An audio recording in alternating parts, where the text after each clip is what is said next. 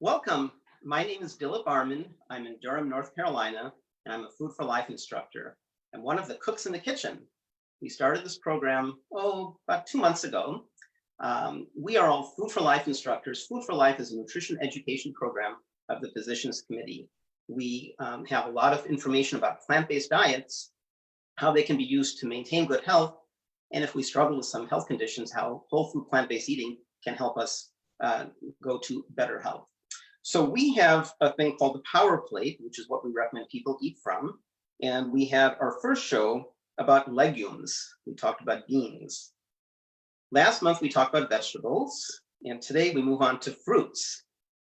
Fruits is a great topic for the summer. There's so many great fruits that are available in the stores if you're in the Northern Hemisphere. And if you're in the Southern Hemisphere, maybe by importing them, you can still get some very nice fruits. And no doubt there's some winter fruits in Australia and the Southern Hemisphere. Some people say, Dillip, I like fruits, but I've heard we should avoid sugars. And there's a lot to be said for that. But when you're eating fruit, not fruit juice, but when you're eating fruit, then you are getting a whole lot of fiber. The fiber is self-limiting, and when it goes into your system, it expands and gives you a feeling of satiation or fullness. Beyond that, and it turns out that your blood sugar levels are really mitigated. They don't jump like if you were eating a candy bar for sure, or drinking soda or something like that. There's no comparison whatsoever. That combined with the fact that fruits there's so many documented benefits of fruits, reduced risk of heart disease, cancer, and diabetes, for example. So fruits are good for you. They taste good. Enjoy them. I'm going to be talking about peaches and nectarines. And you can see a few here. Peaches are from Asia. We think they're originally from China. And nectarines were developed in California. They're really almost identical genetically. There's one allele, one gene difference. And the difference causes a peach to have a fuzzy skin and a nectarine to have a smooth skin. Peaches are a little bit juicier and maybe a little sweeter. Nectarines are a little bit more firm. But when you cook them, I can't tell the difference. And that's what we're doing right now. So I am working with some skillet peaches and nectarines. And you can see I've been cooking them, and you almost can't tell the difference. All I'm doing is I'm taking peaches and I slice them about 1/2 inches or so. And I'm going to cook them for 3 or 4 minutes. It's super fast, okay? So while I'm cooking, and you can see, I'm going to flip one of them. I started cooking just 2 minutes ago. It's glistening. You can see the sugars coming to the surface.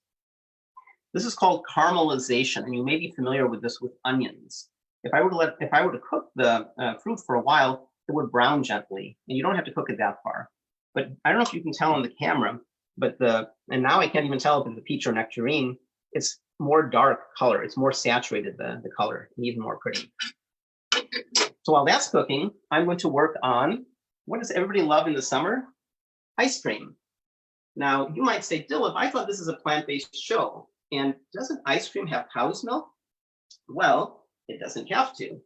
We make ice cream with either soy milk, and I like this unsweetened soy milk, or we actually make our own soy milk. I have a soy milk maker.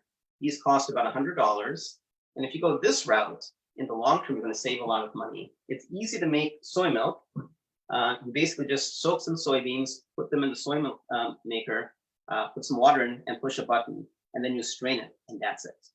Or if you want a little bit of sweetness, which I'm going to choose, you can use any number of plant-based creamers.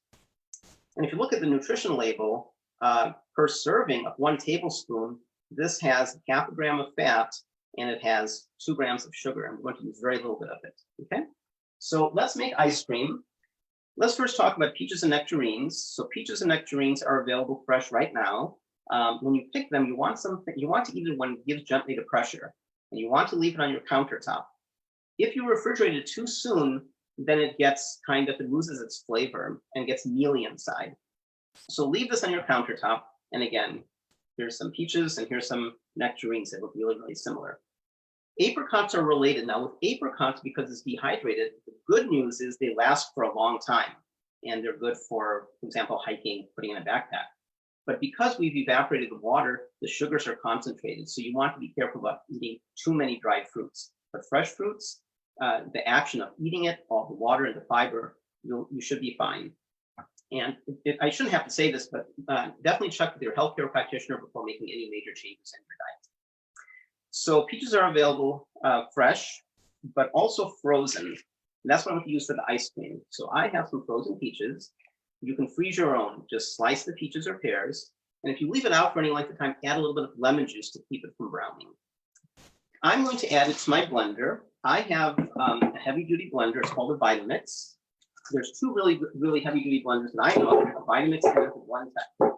I'm going to add about 4/5 of this bag of peaches. The bag is 10 ounces. I need about 8 ounces. So I'm going to use about 8 ounces. And then I'm going to add a little bit of creamer. Start with about 1/4 cup to a 1/2 cup. I'm going to estimate something like that. And then this is going to get loud. But what I'm going to do, well, first of all, I'm going to flip the peaches. You see how the pan is getting a little bit stained from the peaches, and it cooks down. I should have maybe put some more peaches in. Don't worry about the browning. I'm going to show you what to do with the browning. The peaches are just about done. I have my daughter just off camera who's standing by as our sampler, so she's going to come and sample the peaches in a second. Let's let it cook just for another minute. Let me make ice cream. Now, if you have a high-powered blender, you probably have what's called a pusher. So I might have to use that. So let me blend. Again, this is going to be loud.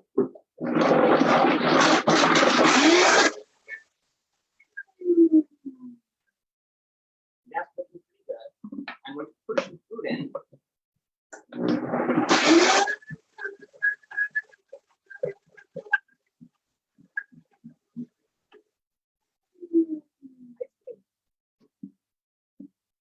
Let's take a look.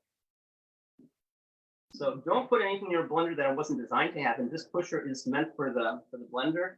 And this is still a little chunky. So I'm going to add just a little bit more creamer. I want to turn my pan off because the peaches are done as well. Okay, so add a little bit more liquid. You could even add water. Okay. I wish I could say any questions, and I can, because you can ask, if you're watching this live on Facebook, you can ask on Facebook.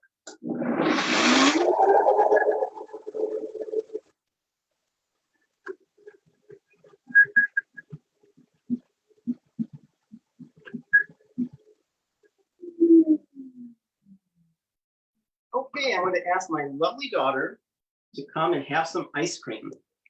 You can use a parfait glass, maybe put some blueberries or some strawberries. You know what we forgot to do? We forgot to get a strawberry for garnish, but that's okay. People can use their imagination. Oops. So what I'm going to do is I'm going to use just a regular bowl and use the utensils that came with your blender. So we have this utensil. Now, if you don't have an expensive blender, just make sure that you're not using big pieces of frozen fruit because you can damage your blender. What I would do is I would cut the fruit to a 1/4 to 1/2 inch, and then I would maybe partially defrost it. So ice cream, and I could have made it even more creamy. So Anu, come and grab a spoon, see what you think. And I'm going to give you a grilled peach. So what I want to do with the peaches, the final step with the peaches is I can just serve it. But what I can also do is I can add for deglazing, I can add a little lemon juice and cinnamon. And if the heat were still on, you hear it sizzle. And what happens, you see how all that flavor gets picked up. All that caramelization gets picked up.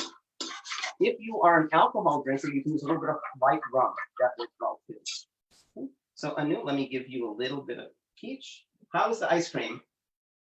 Good. More than great. Good. And here's some peach ice cream with grilled peaches.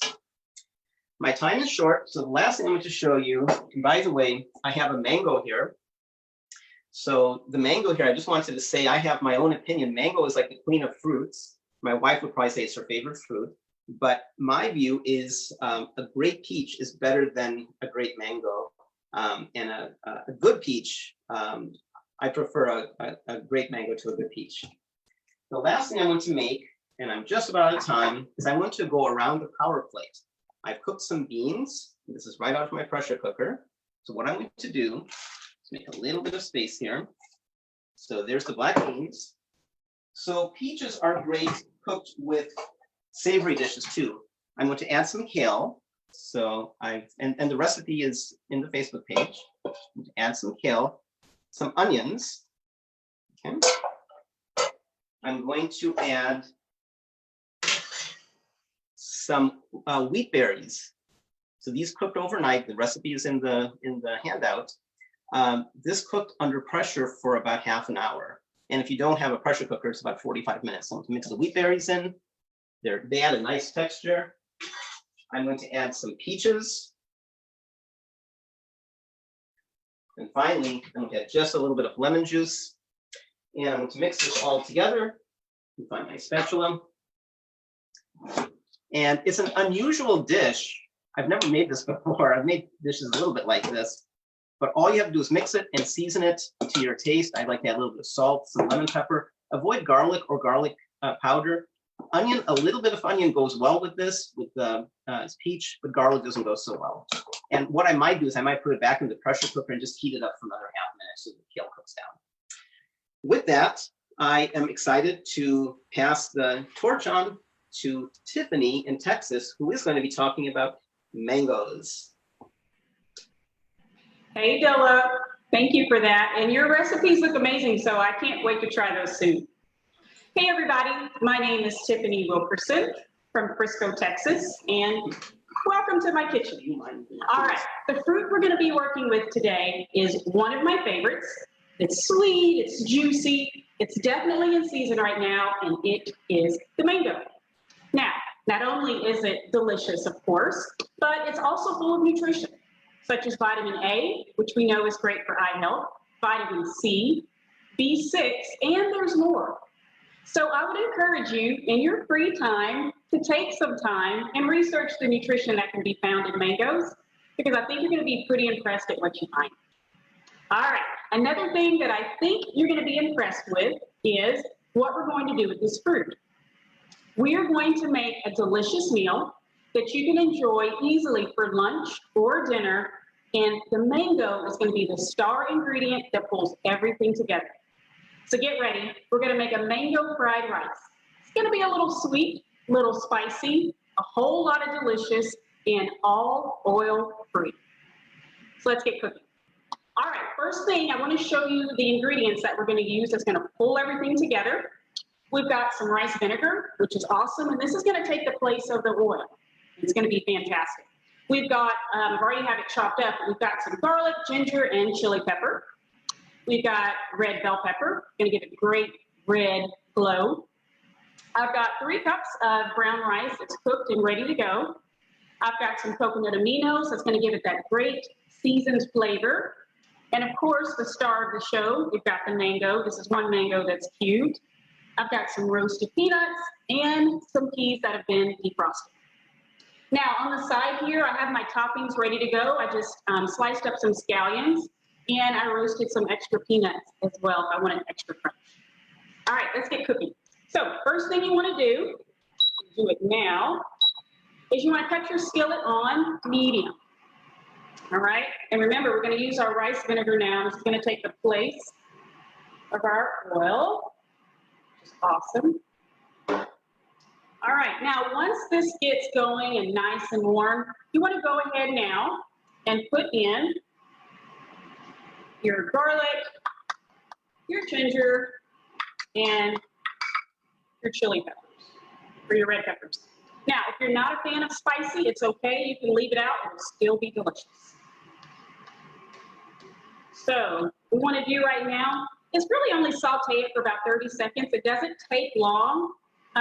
Basically, when you start smelling the flavors infused, you're good to go. All right, next up, we're going to put in our red bell pepper. Now, you have 2 ways that you can cook this bell pepper. You can cook it until it's either softened, or if you like more of a crunch, you can cook it less time.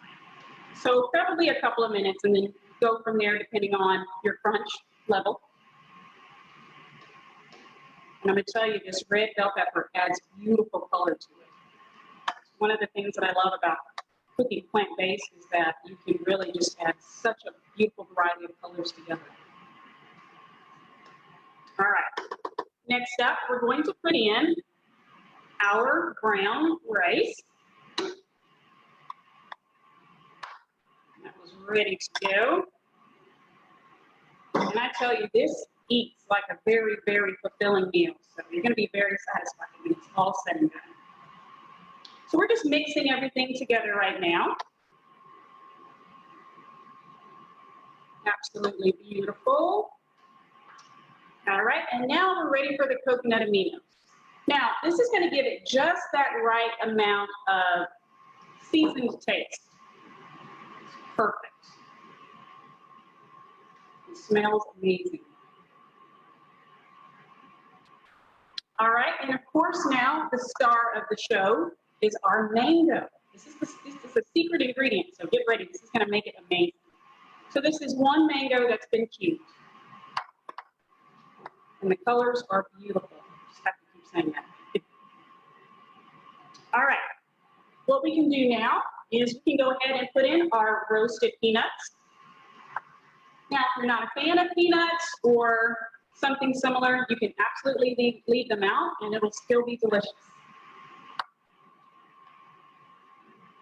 This is beautiful already. And we're going to go ahead now and add a little green to this and put in our peas.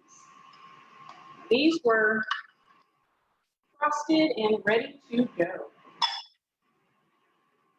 And now at this point, it's a super simple meal. Pretty much everything is done in one skillet, and you're just mixing everything together, and it's absolutely beautiful. There you go. All right, so what you would do at this point, you would just let it go ahead and continue to cook, maybe about 5 minutes or so. Once everything is nice and warm together, and you should be good to go. All right, fast forward, and this is what your meal will look like. You have just made mango fried rice, and it's absolutely delicious. Now, at this time, I normally like to add just a few little toppings here for a little extra green, and maybe just one or two peanuts for an extra crunch. And that's it. You have created mango fried rice, and it's oil-free. I want to thank you so much for allowing me to share one of my favorite recipes using the mango. I do hope you will give it a shot and let us know what you think. All right, up next is another amazing Food for Life instructor. She is from Evansville, Indiana, and she has some tasty information for you about apples. Susanna Dickman. Take it away, Susanna. Thank you, Tiffany, for the introduction. Hi, everyone. It's Susanna Dickman from Evansville, Indiana, and I am so excited to make something with apples today. I'm going to make my family's favorite recipe for apple crisp. I know growing up, I always heard an apple a day keeps the doctor away. I'm sure you have too. And I'm always interested in trying to find out where exactly sayings like that came from. So I looked it up on the internet and I learned that way back in 1866, well, even before that, people knew that apples were good for health. But in 1866, the saying actually went, eat an apple on going to bed and you'll keep the doctor from getting his bread. I love that because it shows how for centuries we have been, we have the idea that food impacts our health and also that the benefits of eating healthy. So let's get this crisp going and it's very simple. You use about 4 to 5 apples. Now I like a combination of sweet and tart, so I used a Honeycrisp and some Granny Smiths. You do peel the apples, and I want to talk about, the apple peel has a lot of nutrients and fiber. When you peel apples, you lose about 1/3 to 1/2 of the fiber. So don't waste those peels. When I'm making a dish like this, my family will come in and grab some of the peels and eat them. We don't throw them away. We really want to keep those nutrients. That's one reason too why I buy organic apples. Apples are on the dirty dozen list, so I don't buy all things organic, but I will with apples. So what we're putting in here is some dried cranberries. You can use sweetened or unsweetened, it's up to you. Some maple syrup. Here I have nutmeg and cinnamon and ginger and some cornstarch. I just put those all together. And then we're going to put in some lemon zest. Now, if you don't cook with lemon zest or lime zest, I would recommend that you do that. It just brings out the zesty, sweet citrus flavor a little bit more than just juicing.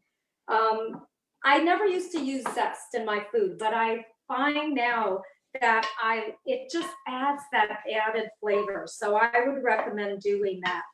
When you zest, you want to make sure, I know it's probably hard to see, you just want to do the thin yellow peel. The white will be bitter, so you want to be careful that you don't get too far in. And then I had added some lemon juice to my lemons already so that they wouldn't brown, since I had to cook them, or not cook them, but I had to cut them a little bit earlier today. So I'm just going to add a little bit more lemon in there. And this is going to be the base for my crisp. I'm just going to mix it up a little bit. Now, I said that, you know, an apple a day keeps the doctors away.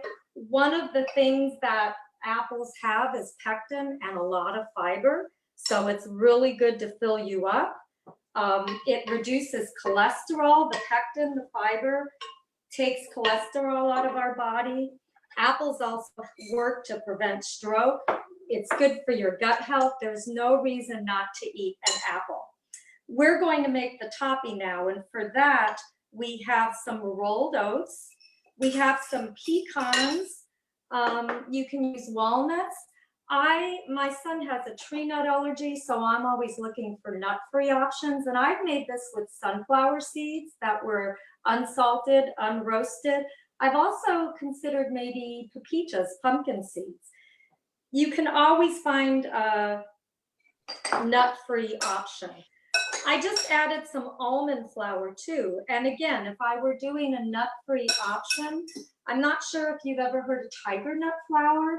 I found out about it a couple of years ago, and it's a gluten-free flour, but it's also nut-free. Tiger nut is a root vegetable, and every time I have seen it used, it one-to-one replaced with almond flour. So due to my son's allergy, I've made cakes that typically would have called for almond flour, and I've made them with the tiger nut flour, and they turned out great. I put in some coconut flakes, and now this is a combination of applesauce and maple syrup. So I'm going to mix up this topping, and then we're going to, oops, I forgot one ingredient here.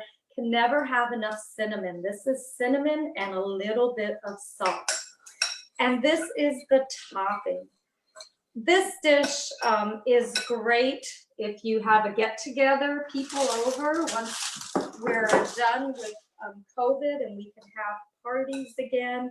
This is a great breakfast dish to make for your guests. It's a dessert, it's a breakfast, it's a snack. It just has so many, there's so many different ways and different times you can eat it. Can see, I use parchment paper also because I haven't made it without, you know, it could stick, and parchment paper makes for easy cleanup, which is a big plus. Now I'm just going to put the topping on, and then this will go in the oven for 45 to 50 minutes, sometimes maybe even 55. The key though is after about 30 minutes or so, you want to go ahead and check it, because if it's getting too brown, then you want to put some I usually will put a piece of parchment paper and then a piece of foil to hold it in place so that my foil is not directly touching my food. But this is it. And just the combination of the coconut, the lemon zest really make this a dish that has become my family's favorite. So that's it. And you can see we made one last night. Now this one I did make with the tiger nut flour, and I used sunflower seeds so that my son can eat it. You can see how nicely it browned, and it does not stick. So we're going to be enjoying this for dessert tonight. Thank you so much for participating, coming to our third So Many Cooks in the Kitchen on Facebook. And next is Lori, and she's going to share a fabulous recipe with you. Take care, everyone. Thanks so much. I look forward to trying that. That looks great. My name is Lori Courage, and I'm coming to you from New York, right outside of New York City in Port Washington, New York. And I'm a Food for Life instructor. And today we're going to be talking about pears. So I wanted to start by just showing you how many pears there actually are. And there are dozens of varieties. So here you see ones that you may see in the store. You know, pears are really more of a seasonal fruit that tends to be a little later in the year. Of course, we're fortunate that many of our supermarkets carry them all year round. So here you see red Anjou pears, and they're beautiful in color. And we've talked about this before in So Many Cooks, that they have anthocyanin, just like blueberries and any other red cabbage or eggplant. Anything that has a lot of reddish color is great, and it ends up helping with heart disease. These are regular Anjou pears. These Anjou pears basically are mild. They're typically more firm, they're sweet and juicy. And the way you know whether they're ripe is you push down where the stem is.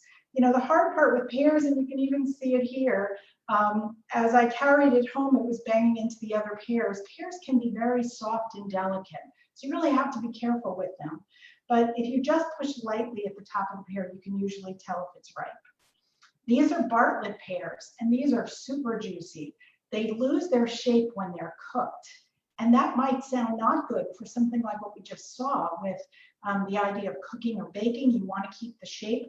Sometimes you don't, and that's what we're going to do in a few minutes. These are Bosc pears, and Bosc pears are really good for staying whole and being, say, in a tart. That's the kind of pear you would want. And I'm not sure if you've ever seen these before. If you haven't, I really encourage you to. These are Asian pears, and they're really tart and crisp. You can slice these and just eat them. You can even use them as like a replacement for crackers. You know, think of water chestnuts, but a little even tighter than that. And they're sweet and delicious. And I personally love to eat them raw. They're one of my favorite types of pears. So we have all these types of pears. So why eat them? Well, they're super nutritious. So for example, a typical pear might be about 100 calories. But you're also getting vitamin C, vitamin K, you're getting minerals like potassium and copper. They're soluble as well as insoluble fiber, and they're loaded with flavonoids and antioxidants. They've got 1 gram of protein, and they've got 6 grams of fiber. So they're super nutritious, and you can do pretty much anything with a pear. So just to give you an idea, so this is something, believe it or not, and it's 2 ingredients, so I didn't write it down. This is simply a pear hummus. So if you took 2 Bosc pears and about 1/2 cup of beans, you could put this in your blender and you have this delicious pear hummus that you could serve with fruits or serve it on top of something. It's actually good enough for a dessert. So it just gives you an idea of what you're going to do. And since I have so many pears, I have a lot of ideas. Other things that I think are just really great to do, of course, you can put these in salads. But I thought summertime, you know, a lot of the pear recipes are more for winter time. So I thought, what if we grilled something like a pizza? And instead of taking out a whole pizza, I just wanted to show you something simple that you could do yourself. So you just simply take a pita bread. So here's just a pita bread. And all I'm going to do, and by the way, many recipes will encourage you to use something like a ragout. So I can make a tofu ragout, make kind of a white sort of pizza. Instead, I decided I would use red pepper hummus. So I'm just going to put red pepper hummus here, and I'm putting just enough to cover my pita. So this is the kind of thing you could do at home. You could do it just for yourself for lunch. But here's an interesting trick. So many of us have seen butternut squash, even this time of year, that's already cut up into these nice cubes. You can buy it frozen or fresh. Well, if you take that butternut squash and you cut it really thin, you can see how thin that I cut it. Very, very thin, almost paper thin, not quite mandolin thin. And you start covering your pita with butternut squash. What's interesting is, even though this has not been cooked, it's raw. If I put butternut squash all over this, and think about this, this could be a pizza for your family. You can make a whole grain pizza and cover it with butternut squash. Now, here's where the pear comes in. So remember I said there's different types of pears. And the Bartlett pear, the one that got a little bruised on me, the Bartlett one is actually quite soft. And what happens, again, making this very thin, when you cut it, and you see this is really ripe, which is what I wanted, and very, very soft. And like everyone else has talked about, the skin is so important. Something in the order of 60% of the nutrients are in the skin. So as I go around and I do it, so now I have my pear is covering my butternut squash, which is covering my red pepper hummus. And so now I'm just going to go put that in the toaster oven at 450 degrees. I don't even want to heat up my kitchen. Now that could have been a big pizza in your kitchen. That could have been on the grill. Many times you do that. And through the magic of so many cooks, what do you know? About 12 minutes later, I have this. So what you can see from this is that same exact pizza. And yet, what I'm going to do now is add a little bit more flavor. So two things that I personally love to combine with the flavor of pears, one of them is arugula. So I'm going to take this arugula and I'm just going to cut it up pretty small because I have a very small pizza. If I didn't have a small pizza, I might do larger. And the other thing, and I don't know if you've ever tried this, but when you have, I just got fresh basil from my garden a few minutes ago, so it's really fresh. I'm going to take it and curl it up.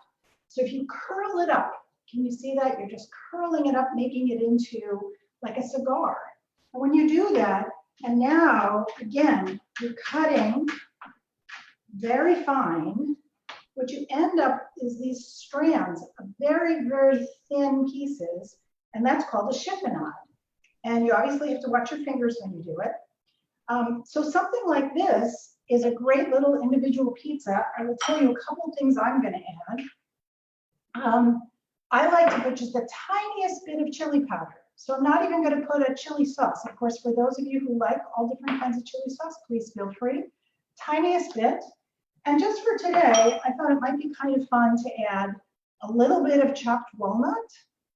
And here's an interesting secret ingredient if you've never tried it, pomegranate molasses. So I'm going to just put the tiniest drizzle, and you could do balsamic vinegar, you could do any sort of a flavoring, but you don't even have to. Here's the miracle of this. So as I take it off, and I'm going to put it on my cutting board, here's the fun part about this particular dish. So I've done all of this in 15 minutes. I could have made one or two of these for myself, for my family. And the amazing part is because this is the type of pear that disintegrates into the dish, it's all soft. So the butternut squash is soft and the pear is soft. So one of the things we talk about in a whole food plant-based diet is not having high sources of fat. Many times you might find a recipe that includes a lot of cashews, for example, to make an alternative to cheese. This is a really delicious appetizer if cooked this way, or even a lunch. It's perfect lunch. It's an easy way to take advantage of pears in season. And in this particular case, between the hummus, where I used a heartier pear, and this, where I just used a softer pear, you find it's a very versatile food. So I really encourage you to try some pears, try it in a variety of dishes. And now I'm very excited to continue to teach plant-based cooking classes, as many of these instructors do. I encourage you to learn more about the classes you can take from all of us. And now I want to pass it over to Cody Stubbe, who is in Omaha, Nebraska, who's going to talk to us about one of my favorite fruits, dates. Thanks so much. Hi, thank you, Lori, and welcome to my home in Omaha, Nebraska. I am Cody Stubbe. I am a nurse and a Food for Life instructor, and I just really enjoy doing these cooking demonstrations, so welcome. So today I am going to talk about dates, and I'm also going to demonstrate a recipe working with dates. And this is such a fun recipe. It's one that you can do with your kids. They can get very creative. My daughters and I worked on this earlier this week, and I posted a picture on our Facebook group for you guys to see. And you could see just how colorful that it can be, and they have so much fun. And my daughter, my oldest one, Ava, she wanted to title the recipe Delightful Dates because they're full of delight. And I just thought that was just the cutest name for them. So that's what these are called. All right, so let's just talk a little bit about dates. There are different kinds. I'm going to talk about the medjool dates, and they're grown in different parts of the world. There are some grown in the US and other countries. But I'm just going to talk about the medjool ones for today. And so here's what one of them look like whole. Okay, they're cute little things. I store mine in my refrigerator, and they're kind of sticky, you know, which is great because it works good for rolling in things and decorating them too. And the kids love that part about it. So they have one little pit on the inside, and so that's something that would need to be removed before you eat them, of course, so please be careful. You don't want to break a tooth. Dates are fabulous. They're packed full of flavor. They kind of have a caramel flavor, which is what I love about them. And so that's one of the reasons I wanted to make this recipe, is because I love like that caramel flavor with chocolates and some nuts, and you know, it's just such a good mixture. So that's why we came up with this recipe. So I'm really excited to share this with you. So dates are incredible because they're just like a powerhouse of fuel for your body. So while they're very, very sweet, they are packed full of fiber, which helps actually delay the absorption of all that natural fruit sugar into your body so quickly. So they actually do have a low glycemic index scale, which is great. So you won't have that blood sugar spike up high. You'll have more steady blood sugar because that fiber helps delay that absorption, which is awesome. Of course, you know, fiber is so important because fiber can help reduce the cholesterol in your body, and it can also help regulate hormones in your body. Fiber is also beneficial for that healthy gut bacteria. You've probably been hearing about that in the news and research about the microbiome. Well, the healthy microbiome feeds off of fiber from plants. Okay, so the more you feed your good, healthy bacteria in your body, the healthier you're going to be. They're going to benefit you. Okay, the bad bacteria, they feed off of like the animal products and the high saturated fat type products. So that's why we try and stay away from those as well. So fiber is also great because it's going to help regulate you, make you feel better. It's just all over an incredible thing. And as you know, the standard American diet, they generally get maybe 10-11% grams of fiber, fiber a day, whereas you really need closer to about 40 grams of fiber. So eating dates will help out with that as well. They're also great to travel with as far as like a quick snack to get that boost of energy that you need, and that will sustain you for a while. Along with fiber, dates also have a lot of other nutritional benefits. They are loaded with antioxidants, and as you know, that those will help fight off free radicals in your body, and so it will decrease your risk for cancer. Also, they're rich in iron, potassium, and of course, iron's great for iron deficiency anemia. Potassium will help lower that blood pressure naturally. Calcium, phosphorus, those work together to help with your bone strength. So that's awesome, right? And then magnesium. So along with a few other things, I just didn't list them all, but they're packed full of all these amazing nutrients, vitamins, minerals, fiber, energy. They're incredible, okay? So they're an excellent, excellent source of an alternative to those refined sugars. So instead of just that white sugar that you're going to use, you can use date to help sweeten up as an ingredient in whatever you're making. It works awesome. There's so many different ways you can do it. Sometimes you may need to soak them in some hot water for about 10 minutes to soften them up before you grind them up and put it in like a sauce, a marinade, a dressing, other types of recipes that call for something sweet. They're incredible. You can also make them in like energy bites, granola bars, smoothies. So they're just so versatile. They're amazing. So I highly suggest if you haven't tried a date, you should get some of these. Another thing is we're gonna talk about doing the recipe. I guess that's the main reason I'm here, right? So let's get to it. So delightful dates, and I got everything laid out here too. And then when we're done, when I'm gonna get done making all these, I think I'm gonna surprise my girls with a little tea party since they've been so good and so helpful. And they're gonna be so blown away by that. They're gonna be so excited. So what you do is you get your date. And like I said, there's a pit inside. So all you have to do is slice it, open it up, and there's just one big pit. Okay, and you want to take that out. Like I said, you don't want to break any teeth on there. And you can either cut them in half for this recipe to make them small, kind of bite-sized, or you could just leave it just with the slice and that pit removed, and it's kind of like a little boat, and it's going to carry all of your delicious little ingredients that you want to pop in there.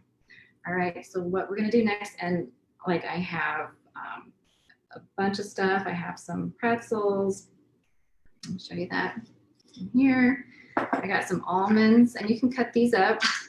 I got some nuts, some pecans. I got some walnuts, and I have a little cocoa powder. I also got fun and creative with the kids, and we did matcha powder to get like a green color, and then we did some beetroot powder, kind of like a pinkish color. And what we did is we took a little spoon of that, we mixed it with a little bit of unsweetened coconut, and look what you get. You get these amazing colors. You get the green, and then you get this kind of a pinkish color, and the girls, of course, really like that, right? All right. And so let me just stuff one here and show you how to do it. I did write out some really great combinations on my recipe. So if you want to look at that and see how I did it. So right now, I'm going to do one of my favorites. Okay, I'm going to take just a couple pecans. Now, I've got to remember that nuts do have a lot of fat in them. So, probably not too many, just a couple of them. Stick them in there. And I love unsweetened coconut as well. I'm going to put a little bit of that on there. And then I got some vegan chocolate, and I heated it up in the microwave. And you have to be really careful when you do that. You only want to do it like at these maybe 10, 15 second intervals because you don't want to burn it. Okay, so I got it nice and soft. So you can see I'm kind of drizzling that there. I'm just going to take it and drizzle it across my stuffed date, my delightful date, right? Okay, you can see that. And then you can sprinkle whatever color you want. I can take a little bit of this matcha powder, matcha tea powder, and just sprinkle a little bit on there. And then you can just kind of see that color. I'm going to lay it on here. You do want to put them in the refrigerator for at least probably 10 minutes to kind of cool down that chocolate. I made a whole bunch of variety here, so the girls are going to be so excited. All right, so that is my delightful date recipe, and thank you for joining me. If you'd like to see other recipes and demonstrations, please come over to my Facebook page on Holistic Dish, and now I'm going to go ahead and pass it over to Frances. Thank you. Bye. Hi, my name is Frances Curley, and I'm a Food for Life instructor and registered dietitian here in Richmond, Virginia. And so today I'm excited to talk all about cherries. So thank you. I just want to thank you for joining me in my kitchen. So cherries are a stone fruit, and they are packed full of nutrients, but they're actually in season right now. So, through the end of August, these hot summer months is when they're best. So cherries are best to be stored in the refrigerator, keep them cold and wash them, basically a little bit before you're going to use them. And that way they'll stay fresh the longest. Now, cherries are a stone fruit, so they they get their deep red color from anthocyanins, which is a potent antioxidant that helps fight free radicals in the body and also can help decrease or reduce your risk for certain cancers.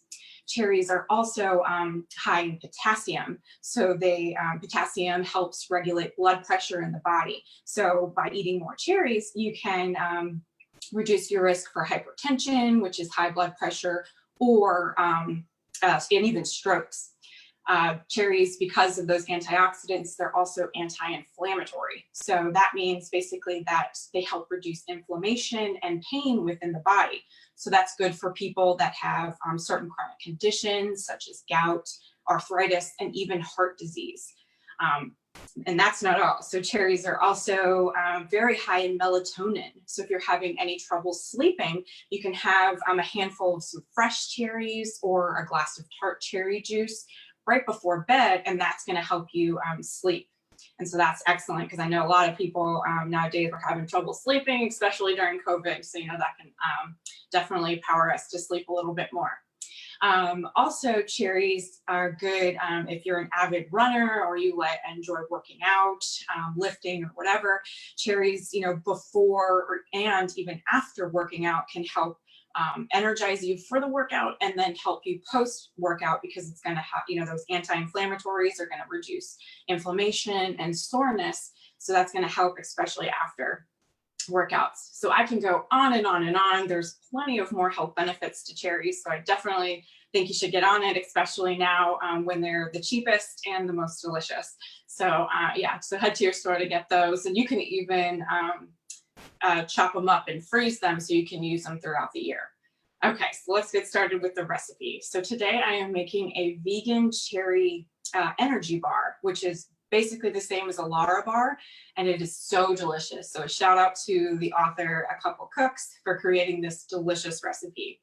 So the first ingredient that I'm going to be using is hazelnuts. Now, hazelnuts have mono and polyunsaturated fats, so they're the healthy fats, and they're also loaded with antioxidants. This is a great thing to start with, and they have a lot of bold flavor. So they're really going to add a lot to this recipe. But I understand sometimes hazelnuts are hard to find nowadays, especially with COVID. So if you want to use almonds or your favorite nut, that's completely fine. Okay. And then the next ingredient, which we just heard all about from Cody Stubbe, is dates. So, and these are medjool dates. So these are going to be, like as she said, these are going to replace sugar in this dish. They're naturally sweet. They have that caramel flavor, and they're nice and soft. So it's going to give the energy bars a nice texture. So I'm going to use about 20 dates, or about 2 cups. And as she said, make sure to remove the pit. I've made that mistake when making a hummus. Left the pits in there, the whole food processor exploded, and it was a very huge mess. So I remember to take out those pits. Okay. So next is going to be the star of the show. You're going to add some dried cherries. Now the recipe calls for tart cherries, but I couldn't find those. So I just used regular sweet cherries, and they're so delicious. Just try not to eat them all before you get before you put them into your recipe. So we have some sweet cherries. I'm going to use about 1 1/4 cups. And I'm going to reserve that 4th cup until the very end. Okay. And then next, I'm going to use about a 1/2 teaspoon of vanilla extract, about a 1/2 teaspoon of cinnamon. And cinnamon is really good too. It helps, it adds flavor, but also helps with blood sugars as well. Then I have about 1 tablespoon of cacao powder or cocoa powder. And then finally, I'm going to add about a 1/2 cup of old-fashioned oats. And I'm sure you've all heard oats are help lower cholesterol. They have that soluble fiber that helps soak up the cholesterol to remove it from your body. So this is a great addition to these Lara bars, and it'll also give it some texture. Okay, and then this is optional, but I always just add a little pinch of salt just to kind of round out the flavors. Now what you're going to do is take all of these ingredients I just showed you, and you're going to put them in your food processor, except for reserving that last 1/4 cup of the cherries. And you're going to blend until you get a kind of like a stiff and sticky dough. Now, your food processor will run for about 2 minutes. And it's important to let it run for a while, because if you don't let it run long enough, it will be a little too crumbly and they won't form into bars. But then if you let it go way too long, then it might get a little too gooey. and then it won't, it'll just be a mess and you won't be able to get them into a bar. Okay, so once it gets to a sticky, firm dough, we're gonna add the last 1/4 cup of those cherries, and you're gonna pop them in your food processor and pulse just a little bit to chop them up. And that way there'll be some nice fresh chunks of those dried cherries within your granola bar. Okay, so once that's done, I've already done that step for you. So here you can see I have the dough. It's kind of like a nice sticky, firm dough. And you can, I actually halved this recipe so you would actually have a little bit more. So if you have like a smaller cookie sheet that has edges around it, that would be nice. So when you roll it out, it will, the edges will already be formed for you. My rolling pin is too big, so I'm just using a flat cookie sheet, but you can use any flat surface that you have. I put a little bit of parchment paper, as the previous instructors had said, it helps with easy cleanup. It also helps prevent sticking. So what you're gonna do is just take your rolling pin or your fingers, it doesn't have to be, just whatever tools you have, and you're just gonna roll out the dough. Now, just depending on the thickness you like, you can roll them out really thin, you can roll them out a little bit thicker. So, and then you can kind of flip it and, you know, keep going. But I've already basically done this. I'll show you the end product, but you'll just get it and you can shape it into whatever shape you would like. And once it's rolled out, you can take this and put it in your freezer for about 45 minutes, just so it firms up and it's easy to cut. Okay, so then I will show you the final product. And here we have 3 beautiful vegan cherry energy bars, and you can have these for breakfast. You can use them as a snack. You know, basically, whenever you're on the go, they're wonderful. They, as I said, they're so delicious. It's just like you're eating a Lara bar. So I just wanted to thank you so much for joining me today. I had a great time. And next up is Carolyn May Strickland, and she's going to be talking to you all about blueberries. Bye. Thanks. Hi, everybody. I'm Carolyn Strickland in Montgomery, Alabama, and I'm so excited to talk to you about my favorite fruit, which is blueberries. Blueberries have been called the king of antioxidants. So that's really good news, because blueberries also only have 84 calories in a whole cup. So they're super high in fiber, vitamin C, vitamin K, and a mineral called manganese, which is kind of hard to find in a lot of other things. So one of my favorite, well, actually my totally favorite way to eat blueberries is to go outside and pick them off the bush and eat them. So excellent way to do that. So I add them to all kinds of things like green salads, but blueberries are just super, super good for you. So I want to say a quick word about antioxidants. So when we say something is high in antioxidants, like blueberries are the king of antioxidants, they have more antioxidants than pretty much any fruit or vegetable.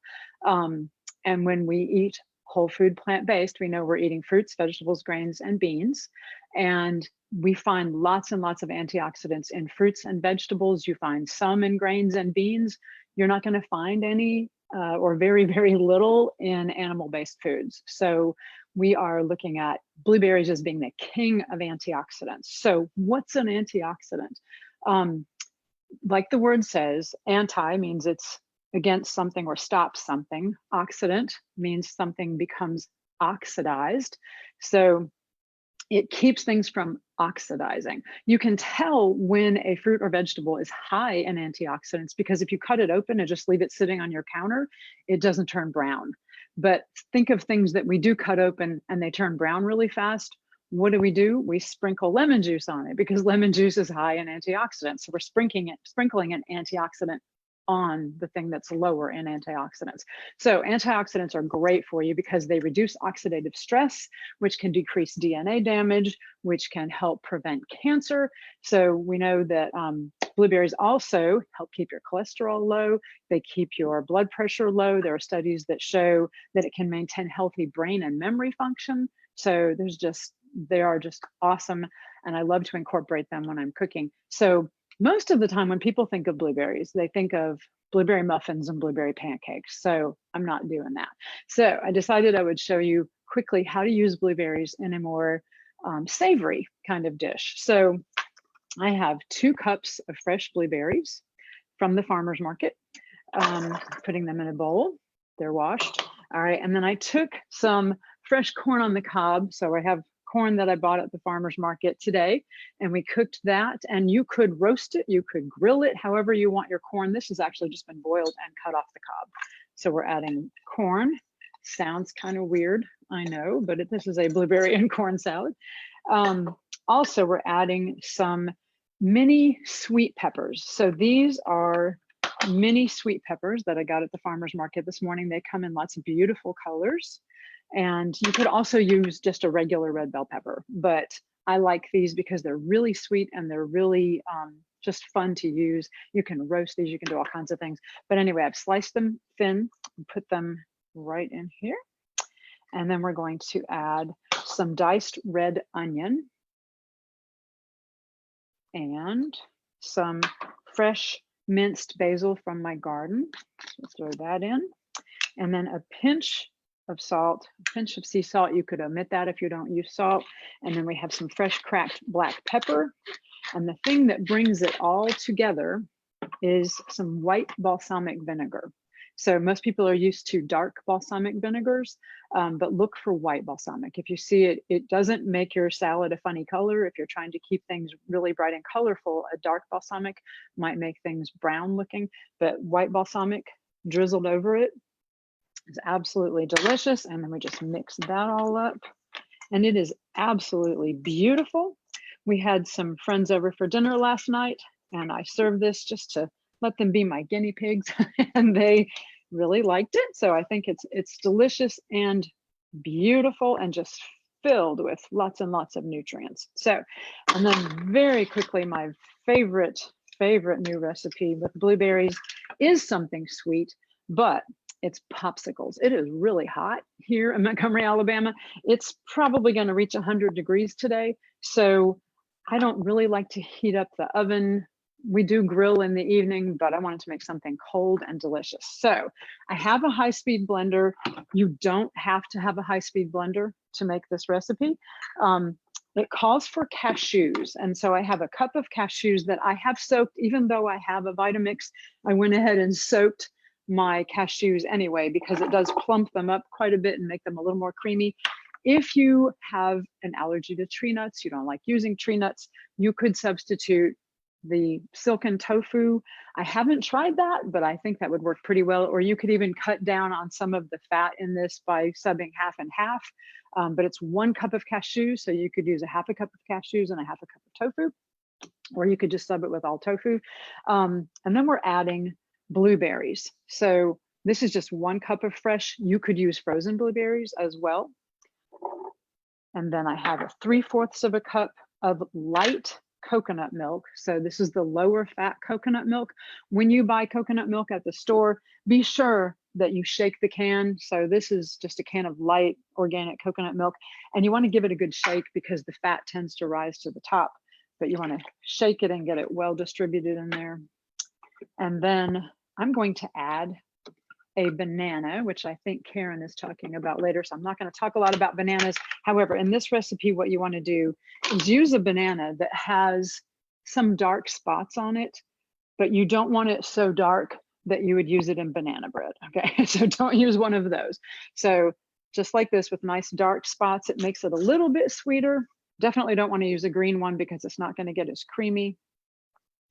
And then I'm just going to pop that in to my blender. And then, get all the strings off of there. Okay, and then I have, one of the other keys to this recipe is dark grapes. So these are dark, they're called black seedless grapes. And these are also going to be really high in antioxidants because they are that nice dark color. So just like blueberries, they're called black grapes and very high in anthocyanins and flavonoids. Okay, dump that in. If you don't have black grapes, you can't find black grapes, you could substitute another half cup of blueberries and that's perfectly fine. We also have 2 tablespoons of fresh squeezed lemon juice. So I just squeezed a lemon a little bit ago. So that's 2 tablespoons of fresh lemon juice, a teaspoon of vanilla flavoring, and a 1/4 cup of agave or maple syrup.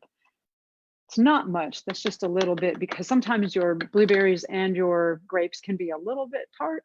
So if you add just a little bit of agave, that can give it a little bit more sweet taste. And that's what we want to do because this is dessert. So putting that on the blender, and it's going to be kind of loud. So 1 second.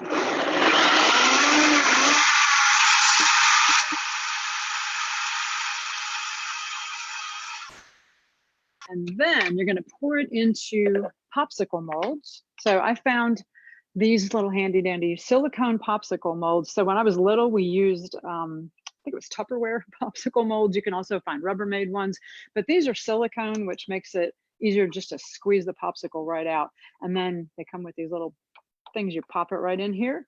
And so you'll pour that in and freeze it for 4 to 6 hours, make sure it's nice and solid. And then they come out like this. I have it over here on ice to keep it cold. So that is a beautiful, nice, cold blueberry popsicle. It's delicious. And I'm going to let my husband eat it because I know he's standing here wanting it. So here you go. And so I hope you give blueberries a try in savory and sweet dishes. And let me know if you have any questions in the chat box. And I'm going to kick it over to Janan Orhun in, let me see if I can say it right, Calamandrina, Italy. Did I do that right, Janan? Yes, Caroline, you're my hero. Hi, everyone, and welcome to my kitchen at Krishna Gandorsi in Calamandrina, Italy. Here we go. This evening I have citrus fruits. As luck would have it, they're not in season, but I managed to get some. A few from Sicily, like this orange, and some that come from elsewhere in the world, South Africa to be exact. Citrus fruits are multiple. There are so many choices: mandarins, kumquats, pomelos, citrons, grapefruit, orange, lime, lemon, you name it, there are hundreds. And it seems, once again, doing my research, getting ready for this show, I found out that citrus has been in our lives for more than 7 million years. Go figure. Every time I have an ingredient, it's cajillion million years, and no wonder, because they're all wonderful ingredients.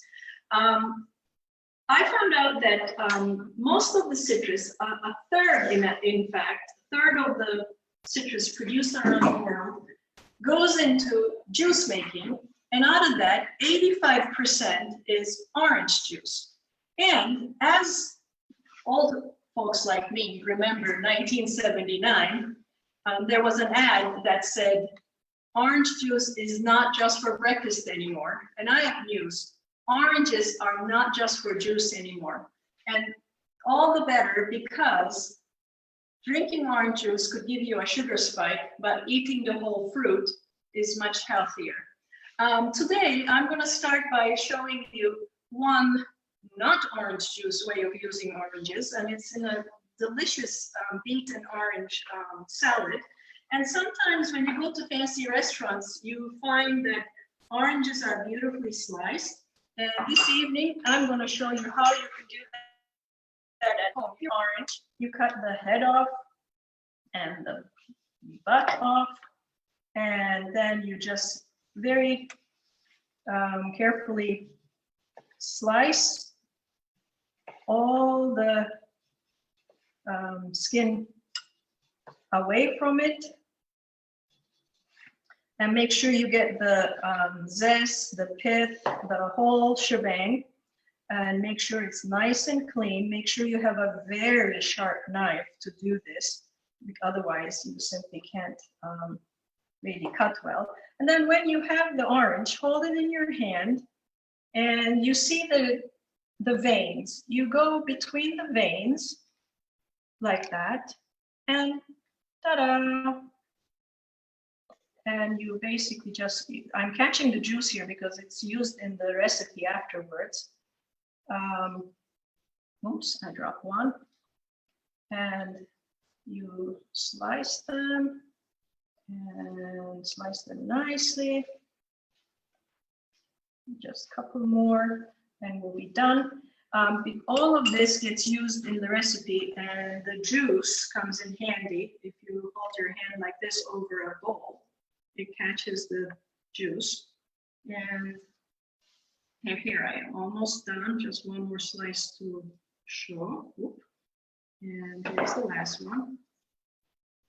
So here we are. And then I squeeze it so I have nice juice. And all my ingredients are here. And please remember, the recipes are online. Now I'm gonna put my salad together. I have beets, and I just also found out that beets and oranges are pretty similar in their nutrients. They all have lots of vitamin A, B, C, magnesium, phosphorus, potassium, very high in minerals and vitamins, and also very high in, rather high in fiber.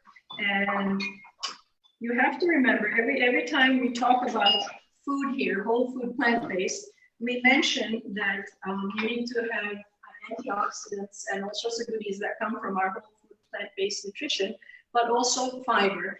Remember to eat lots of fiber. And here's the vinaigrette, which has vinegar, lemon juice, salt, and the orange juice. And earlier I had taken the zest from the oranges, and never waste an orange or a lemon. I have a little gizmo, and if you don't have it, of course, you can always use your knife too, but this is how you go. Make sure you buy organic oranges with no funny substances on their skins. This salad is so easy. It's full of vitamins, antioxidants, and Carolyn explained all about antioxidants and why we need them. And here we go. Salad is ready. I mixed it all here because it's all, the beets color things very much, and you want it to look pretty when you put it onto your serving dish. So I'm gonna transfer it from here into the prettier one that will go onto the table, so you can see how beautiful it is. Colorful, full of nutrients, full of fiber, which you need for your health, and flavorful. And it's not orange juice. It will not give you a sugar spike, and it's healthy as can be, with all the nutrients you want. And the final touch is the toasted almonds. You can decorate it a little bit with the toasted almonds. And there you go. Our salad for this evening is all ready, and very pretty and very flavorful and very easy to make. And you all remember this saying, when life gives you lemons, make lemonade. I should say that 2020 started out with a bang, and it gave us a truckload of lemons in the form of COVID-19. Therefore, I prepared a lemonade, because what is a summer without lemonade? The recipe is online. The trick of this lemonade is that I use lavender flowers while making it, and also before serving it. So it looks very pretty. And for sweetener, I used agave syrup.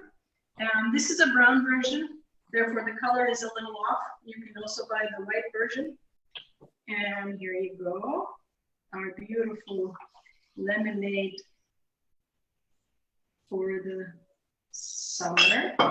It's pretty to look at and very refreshing on those hot summer days. It's to my liking. It's very sour. My husband would put a big dollop of that, but the good news with something like agave syrup is that it melts easily. So if you want to add more, you can quickly put it per glass and give it a stir. So if you want to be hold ice cream or something and make your ice cream, your lemonade look really pretty, lavender is the trick. And that's all from me, folks. Before I say goodbye from Italy, I would like to hand it over to Deb Miles-Check. She's going to tell you all sorts of wonderful things about her fruit. Chin chin and arrivederci. Thank you, Janan. Hi, I'm Deborah Check in Saratoga Springs, New York. Welcome to my kitchen. Today we're going to talk about plums and making a wonderful salad with them. This salad has 4 different parts. It has the plums, some greens, in this case arugula. It has a tofu ricotta, and then it also has a lime drizzle. So you get something from all of the different flavor categories, right? And they really blend together into something magical. The plums today we're going to grill, which is just an incredible way to eat plums. I have not done it a lot in the past, and now it's my new favorite thing. So to get going on this and make sure we didn't run out of time, I went ahead and grilled some plums for you. I used my grill pan, but you can certainly do this on an outside grill as well. This is not hot anymore. So I just put my plums in. I used a small amount of spray oil on the pan, and you want to grill these for about 3 to 4 minutes. Don't do more, or you'll end up with plum jam in your pan or on your grill. So just give it a quick spray, a light spray, whether you're outside on the grill or using a pan inside, and then put your cut plums face down for 3 to 4 minutes, no more. Set a timer, don't forget. I should backtrack a little bit and tell you that if you're trying to get the pit out of your plums, I found a handy tool in making this recipe, and that is if you have a grapefruit knife, which is a knife with a curved blade. I don't know if you can see that, but it's got a nice little tip to dig underneath the pit of the plum and pull those out. And so it's really easy to cut a plum in half and get the pit out. There's different varieties of plums. I'm using black plums or Santa Rosa plums for this recipe. Those are the kinds you commonly find in the grocery store, the nice blackish purple plums. But of course, there are all sorts of varieties of plums, from the ones we find here easily to a European plum, which is much smaller and blue in color. And the pits in those come out very easily. So a wide variety of fruit in the plum family.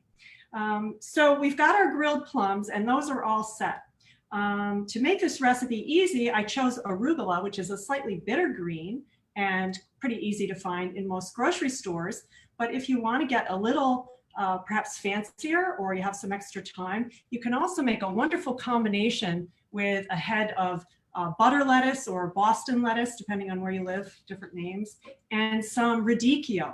This is almost like it almost looks like a cabbage, but it's got a bitter quality. So if you're not a fan of arugula, but you want just a little bit of bitterness, you can tear some small pieces of the radicchio and put it in with a mild lettuce on your plate.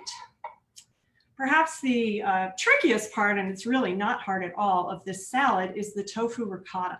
So if you are not familiar with buying tofu, you usually find it in the refrigerated section of your grocery store. Sometimes it's in the produce department, other times it's over near dairy or something. Comes in a container like this for this recipe, and you want extra firm tofu. And what you want to do with that when you open it up is drain it of its water. So let me show you how I do that. It's quite a contraption. You can build your own from what you have in your kitchen. I put the tofu on a plate, a large plate, as you can see, because you want something that's going to catch the water from the tofu. If you have a rimmed cutting board, that will work as well. Then I put another plate face down on top of the block of tofu. I like to add a non-stick silicone pot holder just so this heavy lid does not slip around. And then I just let this sit for 10 or 15 minutes, and the water will drain out into the plate. You can take everything like this over to your sink and just pour off the water. It's quite simple. So to make the tofu ricotta in this recipe, we're going to take the block of tofu, once it's drained of its water, and just roughly break it up with your hands and put it in a food processor. If you don't have a food processor, that's fine. You can just crumble the tofu into a large bowl, and then you'll mix everything up with your hands. Kind of fun. But a food processor is another easy way to do that. And to that tofu in the food processor, we're going to add all of the rest of the ingredients in the recipe for the ricotta, except the fresh basil. You want to make sure to leave that out for later. So we're going to add in some seasonings, basil, salt, and pepper. We're going to add in half a teaspoon of minced garlic, roughly a medium clove, and also a small amount of agave syrup.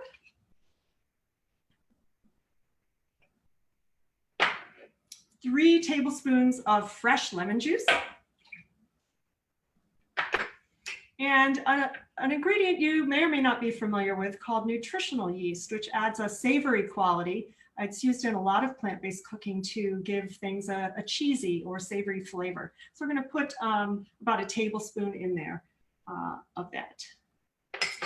And then we're going to mix this together using the pulse button on your food processor, or turning it on and off in short bursts. So you don't want to turn this into butter. You want to just kind of chop it up coarsely. And when you do it at home, you should do it for a couple of minutes. I'm going to not take quite that much time today just to get this recipe rolling, but I'll show you how that's done, right?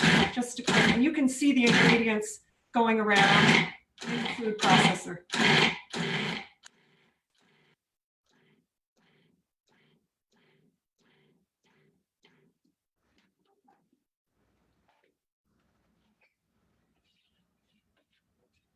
It's amazing what you can do with tofu. If you haven't cooked with it before, I encourage you to try it. It takes on the flavor of whatever you pair it with, and it's such a versatile way in a plant-based diet to add some protein to your meals, and it's really an easy thing to work with.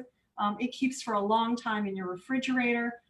Just a really great ingredient to have on hand. I'm going to give that a couple more bursts.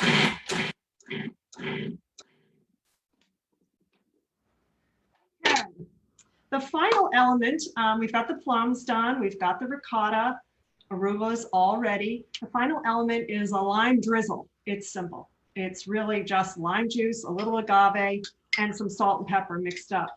Because what you find when you plate this and when you eat it is that the flavors from the plums, the ricotta, the arugula, and the lime juice all blend together on your plate. So you really don't have to make what you think of as a traditional salad dressing, right? The lime juice is just the perfect complement to those other flavors. So let's get this plated so you can see what it looks like.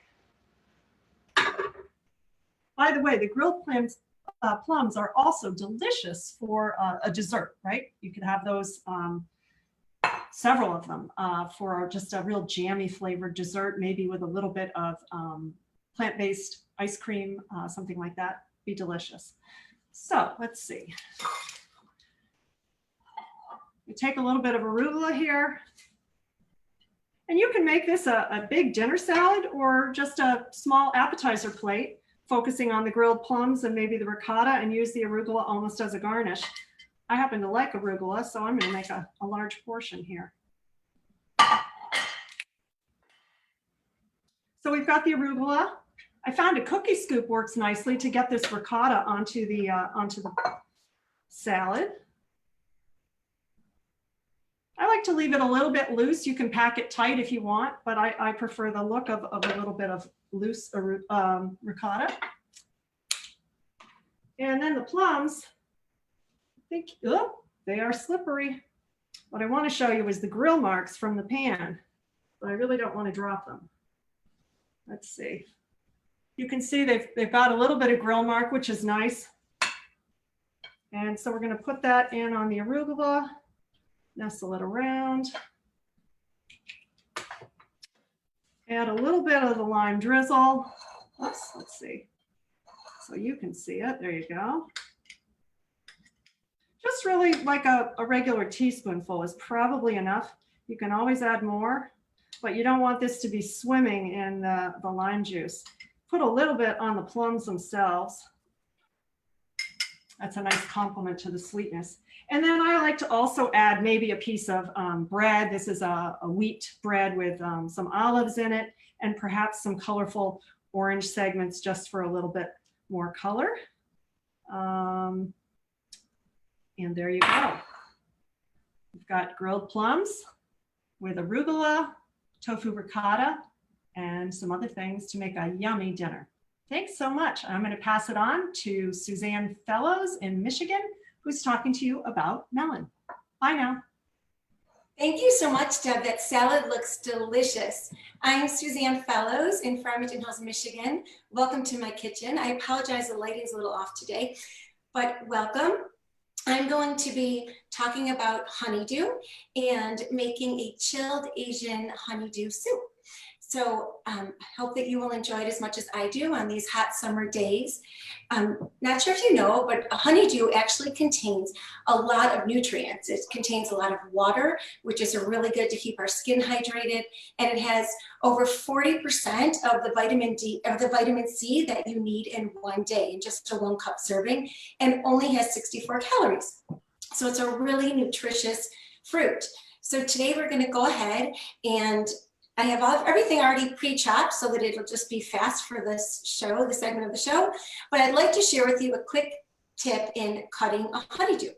So if you go ahead and obviously wash the fruit first, you always want to wash it when you bring it home. You want to cut it in half, and then you want to remove the seeds with a spoon, which I'm going to skip that step right now, just for time's sake. And a neat trick for cutting it is that you flip it upside down and you remove the skin from the fruit, you remove the rind from this fruit itself. And this is a really neat way to remove it. And it makes cutting it really quick and easy. Instead of having to cut it up and then try to remove the rind from every piece, you're actually removing the whole rind. And again, I'm just going to do part of it for the show. And then you will flip it back over and then just cut up the fruit, which I've already done here today.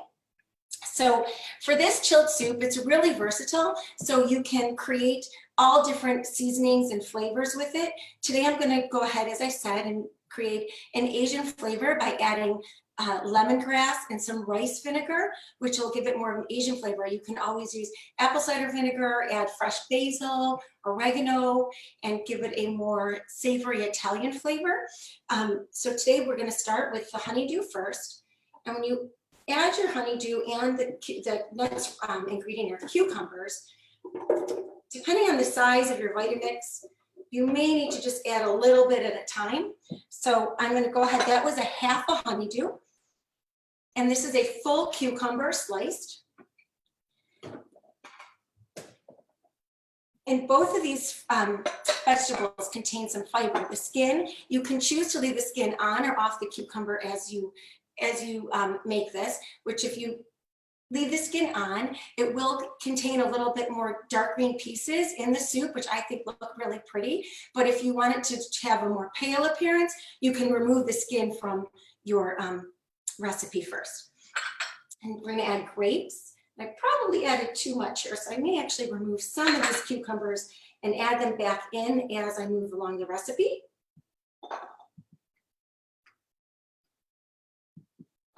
We're going to add 10 grapes, the juice of a whole lime, a 1/4 teaspoon of dried lemongrass.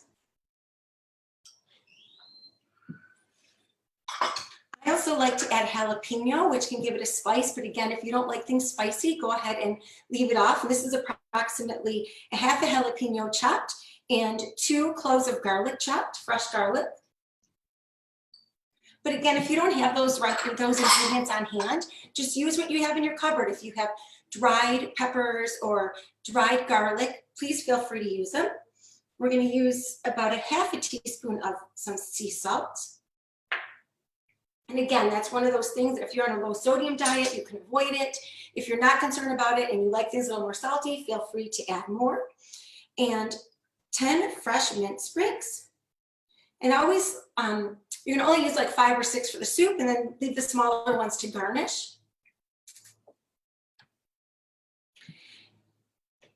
And 2 tablespoons of the rice vinegar.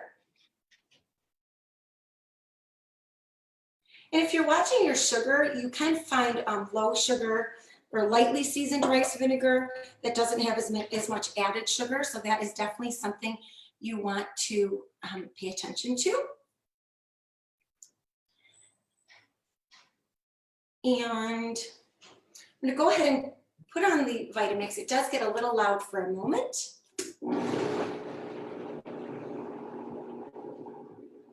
And I like to let it liquefy a little bit before I start really pressing it down. Hopefully you can hear me okay, even over this. And I'll go ahead and show you that some of the ways you can serve this is in a little shooter glass or in a bowl. But some of the things that are really great about honeydew is their nutritional value. They do have fiber, which helps keep you regular. I'm going to go ahead and add, now that that went down a bit, the rest of the cucumber.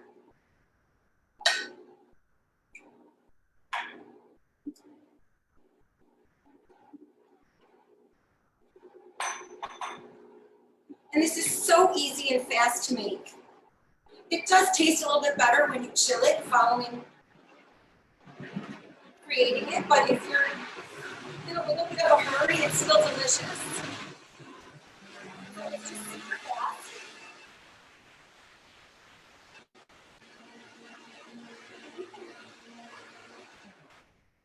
And even without adding any cream, it does have a beautiful creamy appearance. So one of the things that you can vary are things that you add to it. You could serve it with some coconut cream by soaking, by just using some canned coconut milk. You can take the cream part and put a dollop on top. You can also use cashew cream for the topping. I personally just like some fresh mint sprigs to serve with it. A couple other nutritional facts I'd like to share with you about the honeydew is the amount of vitamin C it contains. It contains over 40% of your value, as I stated, your daily value, as I stated earlier. But vitamin C helps with collagen production. So between the amount of water in the honeydew and the vitamin C and the collagen production, it's really hydrating and really helps improve the appearance of your skin. It's low in calories, so it really helps helps you with weight loss by the fiber, making you feel full and having a low calorie snack, whether you even just choose to eat a honeydew just fresh off the rind. It's a great snack that way. But if you're having a brunch or a dinner party, this is truly a great chilled soup. So I hope that many of you will choose to make it and enjoy it. Next up is Melissa Sherlock. Hi, everybody, and hello from Omaha. I am here to be a part of this fruits class, which is just perfect for me because I've had so many hundreds of people in my classes and they always hear the same thing. One of my mottos is fruit with every meal.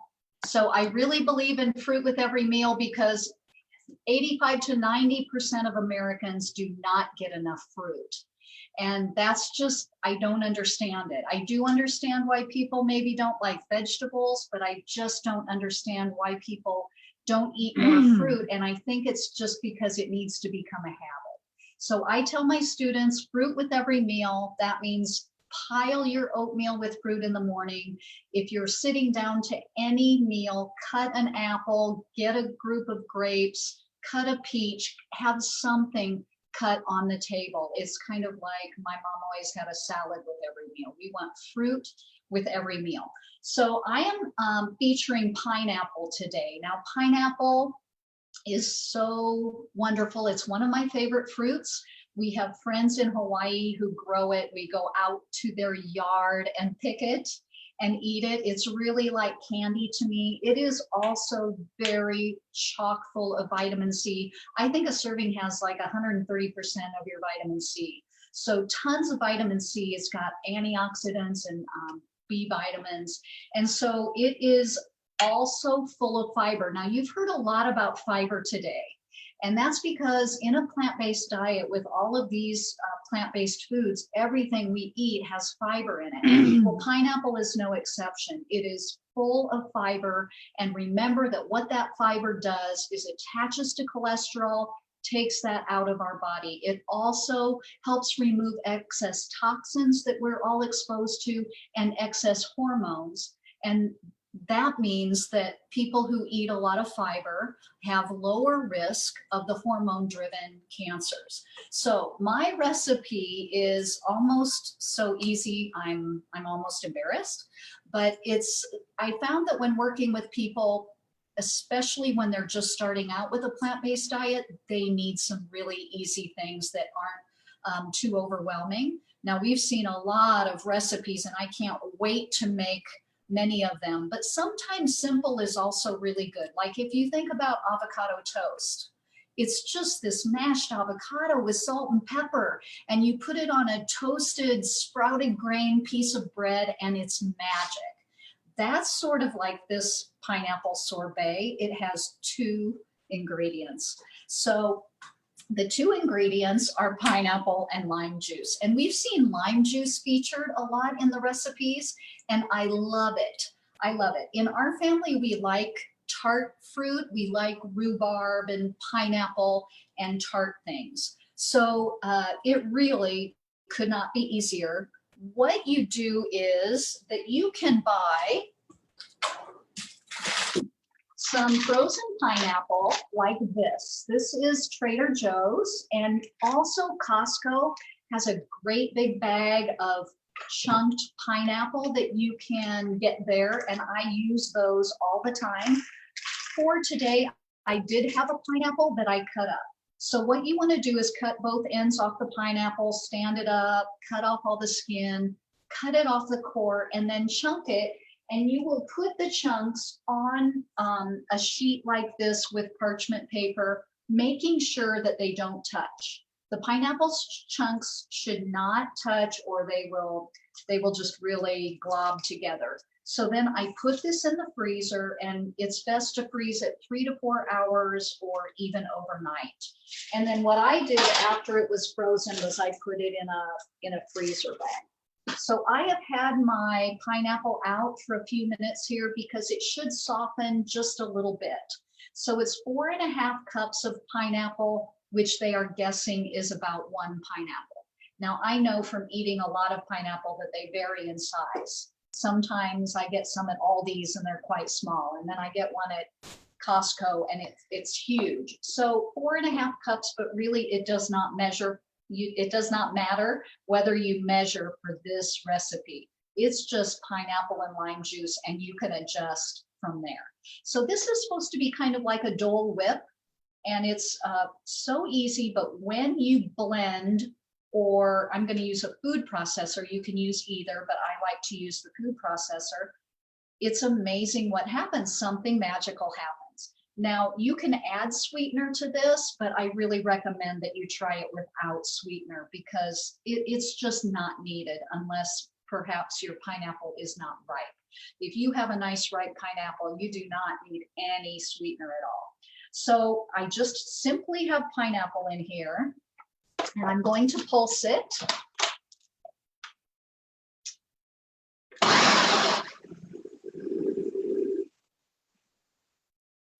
A little crumbly, it'll get kind of crumbly.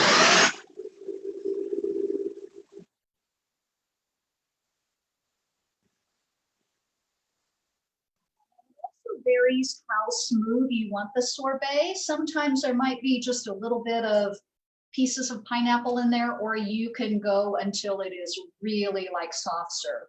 Now for the lime juice, it calls for a tablespoon of lime juice, and for my family, that is not enough. I'm using the better part of a couple of limes. So I wanted to show you this. This is something I use to get the juice out of the lime, and I usually will rub the lime on the counter first because sometimes they're kind of hard and it's a little harder to get the juice out of them than a lemon. So this just squeezes out the juice and you don't get any of the seeds, which is the really nice thing. I do think it doesn't get everything, so I usually give it another little squeeze. Or I will use one of these reamers, and this is obviously a very inexpensive option, and I just kind of go around that skin in the middle, and it also works really well to get the lime juice out. So we crumble this and we blend this until it's crumbly, and then we add the lemon juice. I'm going to go ahead and add this much because, I mean the lime juice. I'm going to go ahead and add this much just because I know that we like things tart. Okay, I'm going to give it another pulse.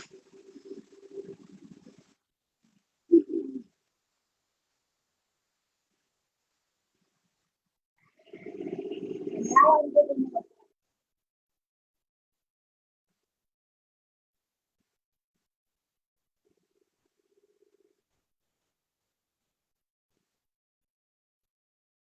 Okay, so I want you to see what happened to that pineapple. This is just fruit with a little bit of lime juice, and it comes out like a Dole Whip. So now if you wanted to at this point, you could, to make it a little more like a Dole Whip, you could add some, this is vanilla soy milk, you could add a splash of vanilla soy milk to make it a little creamier. I don't do that, and I don't use non-dairy milks in my smoothies either because I think it makes the taste of the fruit less intense, and I want the fruit. So I'm not going to add that, but if you want it a little creamy, you can add a little vanilla soy milk. And then you can see it's pretty thick. And you can also put this in the freezer to freeze it up even more. I'm making 3 because my husband and daughter are here. We're going to try it out. Now, with this sorbet is obviously non-dairy, but in the stores, when you buy sorbet, it has a ton of sugar. When you look at the ingredients, there is just so much sugar. So this has no processed sugar. The pineapple is sweet, but it has very few calories. And remember that natural sweetener, when it comes with all that fiber, is actually good for you. You don't have to worry about natural sugar like in the dates. You don't have to worry about that sugar content because it's so full of fiber. It's so beneficial. So then I grow some little bit of mint outside in a pot, and I'm just going to garnish it with mint. Now, I also put it in the freezer in little mason jars, and we grab that and take it to the pool with us. So I do the little jam jars, and I will put the sorbet in there, and then when we go to the pool, we just grab one, and it looks like this, and we can just take it with us. It'll soften a little bit up on the way. What else could you do with this? You could fill the popsicle molds with this, like we just saw.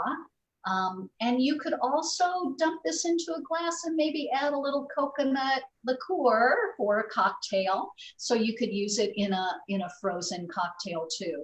Anyway, this is the easiest, wonderful sorbet.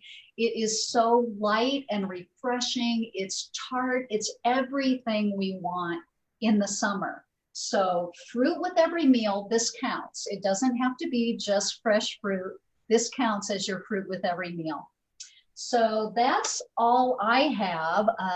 Stay away from those store-bought sorbets that are packed with sugar and make your own. You can also make this very same thing with mango, frozen mango, or frozen any strawberries, cherries, any kind of frozen fruit will work really well with this. So like I said, try it without the sweetener, see how it is.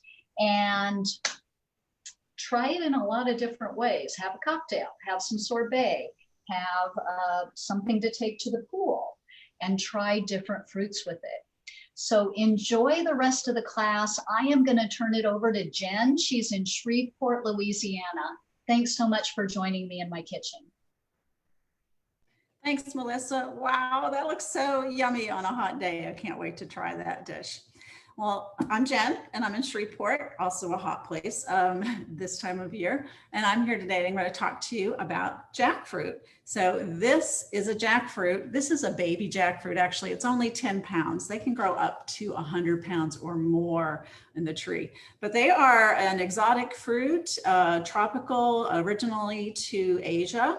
Now it's popping up in all kinds of tropic zones. I think you can grow in South Florida, Hawaii, Mexico, and they are also popping up in the regular grocery stores. So you can find it in the mainstream groceries now. So this guy is big, and I wanted to show you, if you're so inclined to buy one and dig into it, what to look for when you get a jackfruit. So you want a jackfruit that is not bright green and pretty like that. You want one that's turning yellow and brownish, that's showing you that it's getting to the ripe stage. You also want, you'll notice it has these spikes all over it. You want to look for a jackfruit whose spikes have separated and are smooth and a little bit lower, rather than the spikes that are pokey up like this and sharper. So, which means that this is the riper part of the fruit. The other thing to look for is a well-rounded fruit, like this end of the fruit. This is where all the good stuff is right here. This part, I wouldn't buy this one, but I appreciate my friend at the Asian market letting me borrow this today. This part right here is a wasted poundage in what you're paying for. There's nothing there that is edible. But jackfruit is a delicious sweet, when it's ripe, delicious and sweet. Tastes kind of like bananas and mangoes, and it looks like this when it's ripe. So this one has this huge hole in here, which is where the seed pod was. The seeds are full of protein. You can boil them and roast them and eat them like nuts. They're delicious. But the fruit itself, again, tastes sort of like banana, mango, very tropical. And they are great for sweet desserts. They're great to eat like that. Or you put it in muffins, you can make smoothies with it. I actually made a mango salsa with it, or not mango, I'm sorry. It's like a mango salsa, only it's a jackfruit salsa. And later I'm going to have a margarita with the jackfruit margarita after we finish the show. So you can find it. I wouldn't cut into this. I'm not going to cut into this because it is quite a job. It's messy, so you have to cover your whole area. It's sticky, so you need oil on your hands and your knife. But I encourage anybody that has the gumption to do it, But you can buy the sweet mango in cans at the Asian market, usually packed in a lot of heavy syrup. So I don't recommend that. But you can also find it in the freezer section in bags like this. And often the Asian market, at least the one I go to, she cuts it up and you can buy sections of it to take home and try. Really super delicious. So what we're going to work with today, though, is the young green jackfruit. Jackfruit down, oops. Which that's a wonderful thing because you can manipulate it into all different types of dishes for savory foods. So that also comes in cans like this. You can find it organic and non-organic. You can buy it in this bag right here, which is not in a brine, which I recommend for some dishes, and I'll explain that to you in a moment. And you can also find it in jars. You can find them in Whole Foods. Usually the local health food stores have them, or again, the Asian markets. The fruit itself, the jackfruit tree, is very sustainable, and it's pest resistant and drought resistant. So you can not have to worry about buying the organic. If you want to support organic, that's awesome. It will cost you a little bit more, and the cans are a little bit smaller, so you don't get as much meat out of there, but they are available. So the young green jackfruit, so they pick it when it's not ripe. So the sugars haven't developed and the sweet flavors are not in there. So it's a lot like tofu, where you can manipulate the flavors, and the texture for it is a lot like pulled pork and chicken shredded. So this is what it looks like when you get it out of the can like this. And we'll work with this in a little bit when we get to our recipe. But the great thing about jackfruit is it's an awesome meat substitute when it's young, and it is so low in calorie, so high in fiber, vitamin C, B6, magnesium, antioxidants, and again, the seeds have the protein in there. So it is just a great substitute for meat. And this is what we're going to work with today. So I'm going to make a pork version with this. It's going to be a barbecue sandwich, and let's get started with that recipe. So I've started already with my onions. I've started browning the onions in the pan because that does take a little while. I like to caramelize them, so it takes me a little while. So I did start that already. So these onions are ready. And the next thing I'm going to add is some chopped garlic. And we're going to try to get these flavors, developed for this pork that we're making. So I'm going to saute that around until I can smell the garlic. Just takes a few seconds to get the aroma out.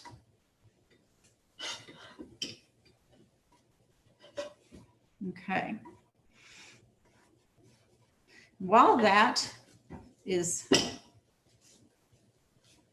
sauteing in the pan, the jackfruit we're going to use in this was the one that was cut in the brine or stored in the brine. And brine is basically a salt solution that preserves the meat. So what you're going to want to do is rinse it and drain it. I actually soak mine for a while. It helps leach out some of that briny flavor. The briny flavor is not a big deal in this dish because we are covering it with a heavy sauce, so you won't get any of the briny flavors, but it will be prevalent in some other dishes that we'll talk about in a little bit. Okay, so I'm sauteing this. Flavor, smell it, wonderful. Now I'm going to add some smoked paprika and some cumin in here. Cumin is really important when you're doing vegan dishes to get that meaty flavor in your meat. And the smoked paprika, of course, is great on barbecues. So it's sticking to the pan. I'm going to add a little bit of water. Get that to stir up. And this is what we've got going. And what I'm just doing right now is toasting the spices. Great. I can smell them. The aromatics are coming out. So now we're going to add a little bit of liquid. Now this is a chipotle chili pepper cut up in there. Also about a tablespoon of bouillon and some liquid smoke. And I'm going to add some water to this dish. And I'm making a broth here. We're going to bring that to a boil. And while that is coming to a boil, I want to talk about what I use this jackfruit for. This jackfruit is not in a brine, so it's better for things that you don't want to have a briny flavor to it or you want to lightly season. So I use it when I'm making crab cakes or tacos, or actually my son and I, yesterday we made some sushi. So we used crab meat with some Old Bay seasoning. We cooked it together with some garlic and salt and pepper and rolled it up in a sushi, as well as some spring rolls here too. Okay, we are coming to the boil. Now I'm going to add the jackfruit to this dish. And here's what you got with the jackfruit. And you see how it shreds. I hand shredded this before, but I wanted to show you the seed pods. Now, when the jackfruit is young, you can eat the seed pods. They're soft. You don't have to, when they're ripe, they're firmer and harder, and it's not as good in the dish to eat. But what I like to do is just break up the seed pods and put them in there. Again, that has a lot of protein in it. Okay, I'm bringing this back to a boil. And what we're going to do now is cover it and let it simmer 20 minutes. No, I'm not going to sit here for 20 minutes while that simmers. I'm going to move it to the side because I had started one earlier to save time. And this is what we've got. So while it was simmering, all those seasonings that we put in have infused into the jackfruit. And it's definitely changing the flavors. This is a great dish. I served it at our last year's 4th of July party, and one of my neighbors said, "Your pulled pork is so good." Well, it's not pulled pork. Okay, now I'm going to add some barbecue sauce. I have a homemade barbecue sauce, and I did include that recipe with the recipes that are attached to this video. You can definitely use your favorite barbecue sauce from a bottle. Just watch out for oil content and sugar content. So I'm going to add enough barbecue sauce to cover this nicely. You see it's real saucy in there. We want it really saucy. This dish from this point on is the easiest dish. Now what you're going to do is just cover it, and we're going to put it in the oven for 20 more minutes and let those flavors, the barbecue flavors, infuse into that jackfruit. And then what we're going to do is uncover it and cook it for another 20 minutes. And what happens then is the dry air from the oven, and it helps caramelize all the sugars that are in the dish, the natural sugars in the fruit as well as the sugar that's in the barbecue sauce, but it just gives it that extra depth of rich flavor. So I'm going to go put it in the oven, then I'm going to show you what it looks like.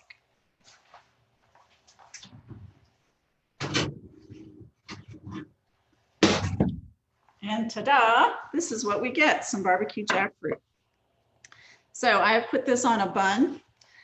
This is some of the extra. You can see what it looks like. It looks like pulled pork there. It's just wonderful. And this is great on nachos. If you want to make a barbecue nacho, barbecue pizza. I've heard people put it on their macaroni and cheese, anything that you would normally put barbecue. I've used it for a dip before as well. So it's just a great, great dish, but it makes a bunch of sliders. I put some red cabbage in there and some pickles. We pickled some squash and cucumber. And it just is wonderful, and it would be great with the salsa. And that's going to be our lunch for today.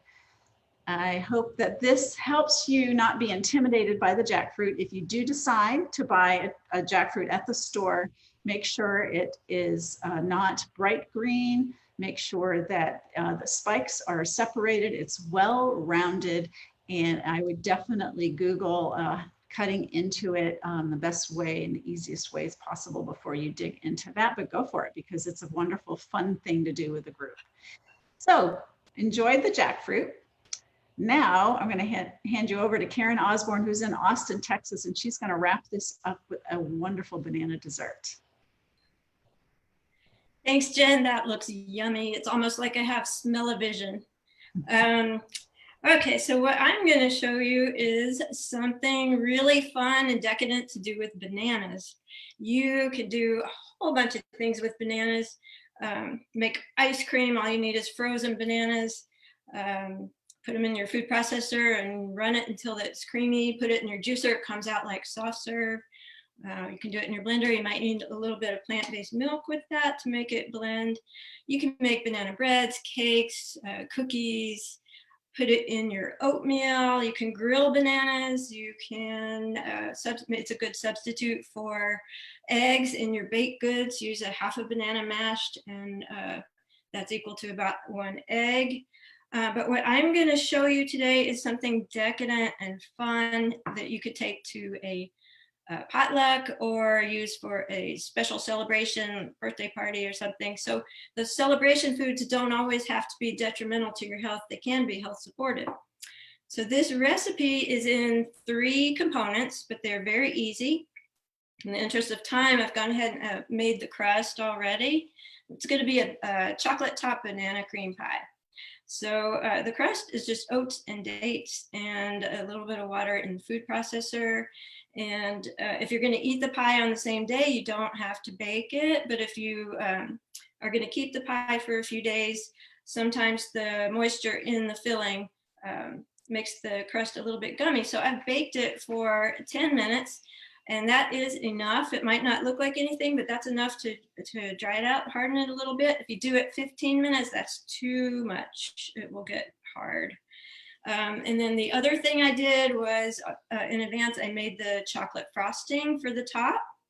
I started with some aquafaba, which is the water, the thick liquid left over from cooking the legumes in water. I used garbanzo beans.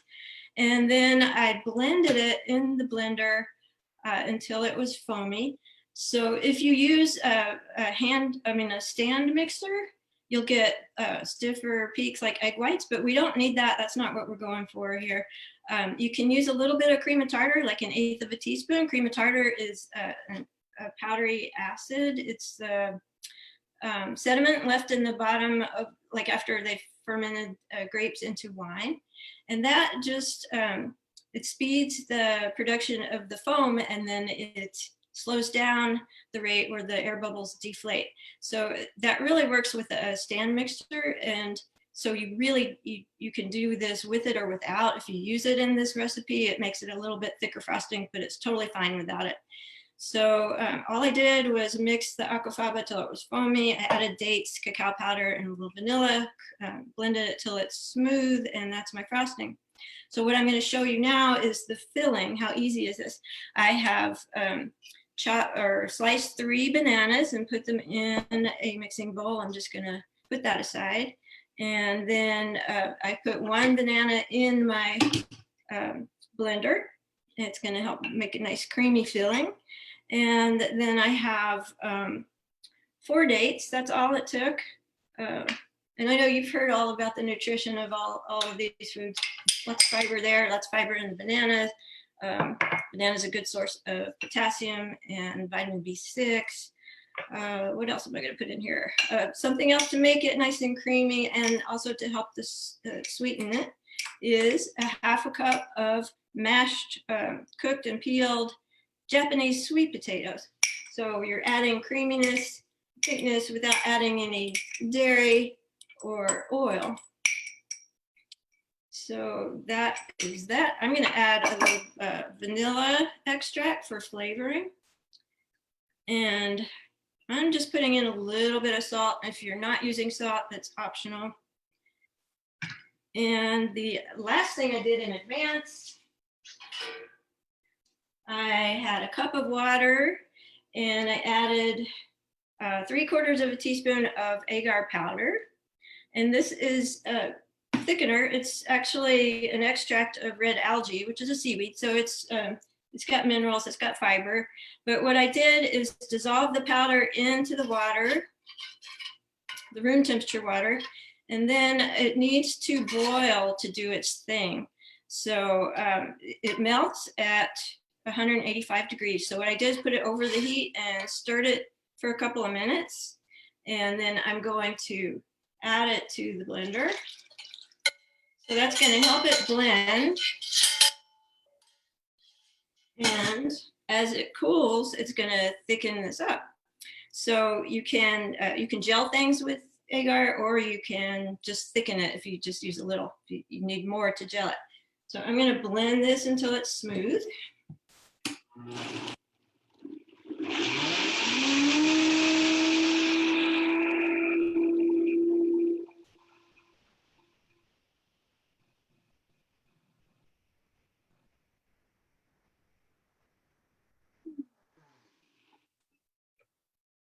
Then I'm going to just pour it into the bananas.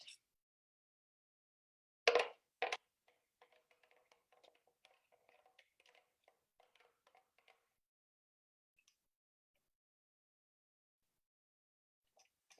want to waste any of that. And I'm just going to mix it up.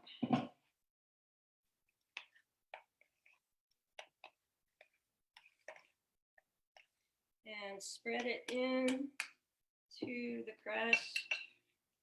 And now you don't have to use this crust. This one is oil-free. If you have a crust that you like, that you can purchase, you can put it in that crust. If you have a recipe that you like, you can put it in that crust. But we have a nice decadent banana cream pie. And when this sets, you don't have to put it in the refrigerator to set. I'm going to put it in the refrigerator because I like a cold pie. And actually the starch in the sweet potato, when it's chilled, most of it turns into resistant starch, which is not absorbed by your, it's not absorbed by your small intestine. So it actually feeds the good bacteria in your gut. So then when it's chilled, I'm going to add, like, top it with the chocolate frosting And you can garnish it with some more sliced bananas. And yes, that piece was really good. So anyway, here you have a nice decadent celebration food that is health supportive. And now we are going to go to questions and answers. So I'm going to hand it back to Dilip. Okay. Seems like we just started. There was so much great information. And are there any questions coming in from Facebook?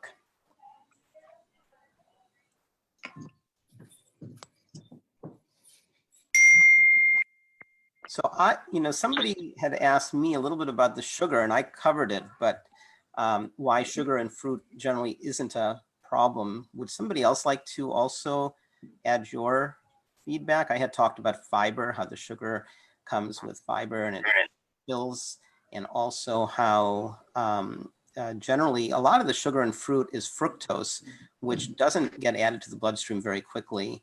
And also because fruit, you're biting it, you're chewing it, it's taking a lot of effort and it's full of water. And that's the problem with dried fruit. Sometimes if you eat too many dried fruits, you're missing all the water. But does somebody else want to contribute to that discussion about sugar and fruits?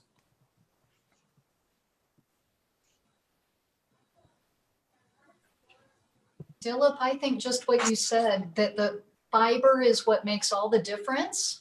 And if you take the juice out of the fruit, that is going to hit your bloodstream with a lot more sugar more rapidly.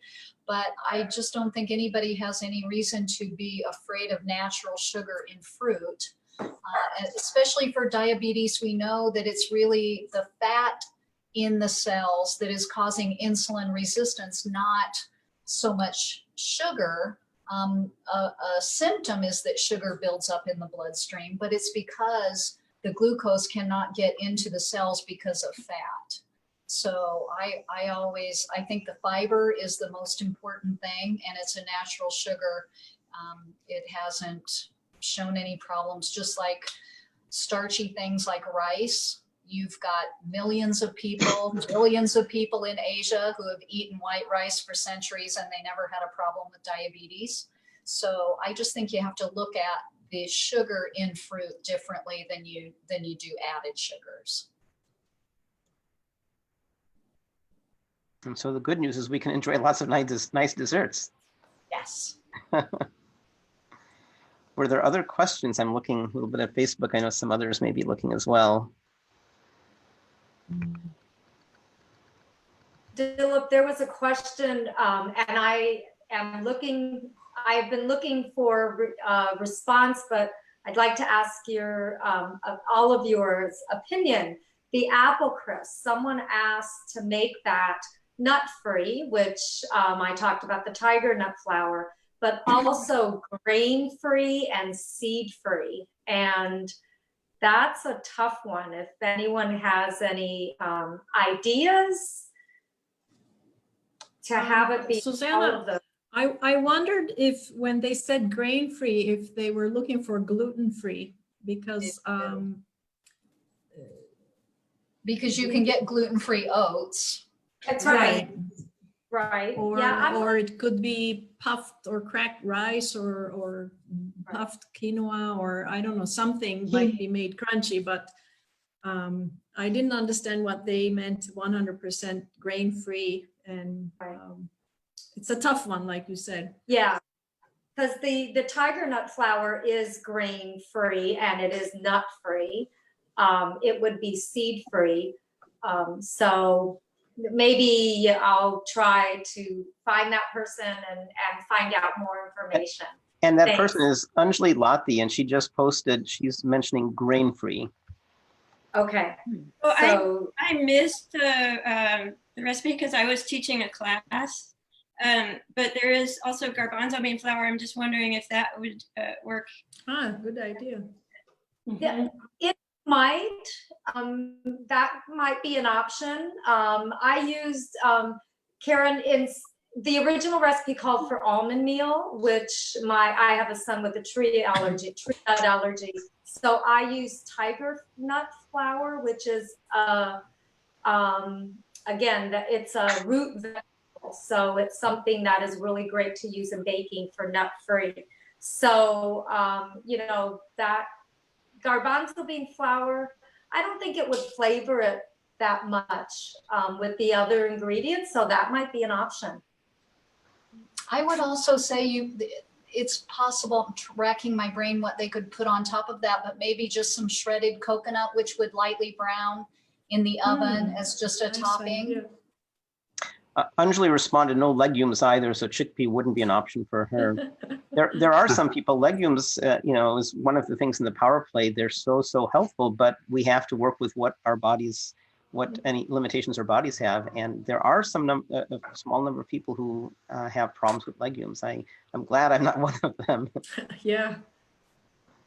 I wonder if also you Cassava can do flour. apple and apple. Maybe some shredded apple on top. Or dehydrated apple, because to get the chunk.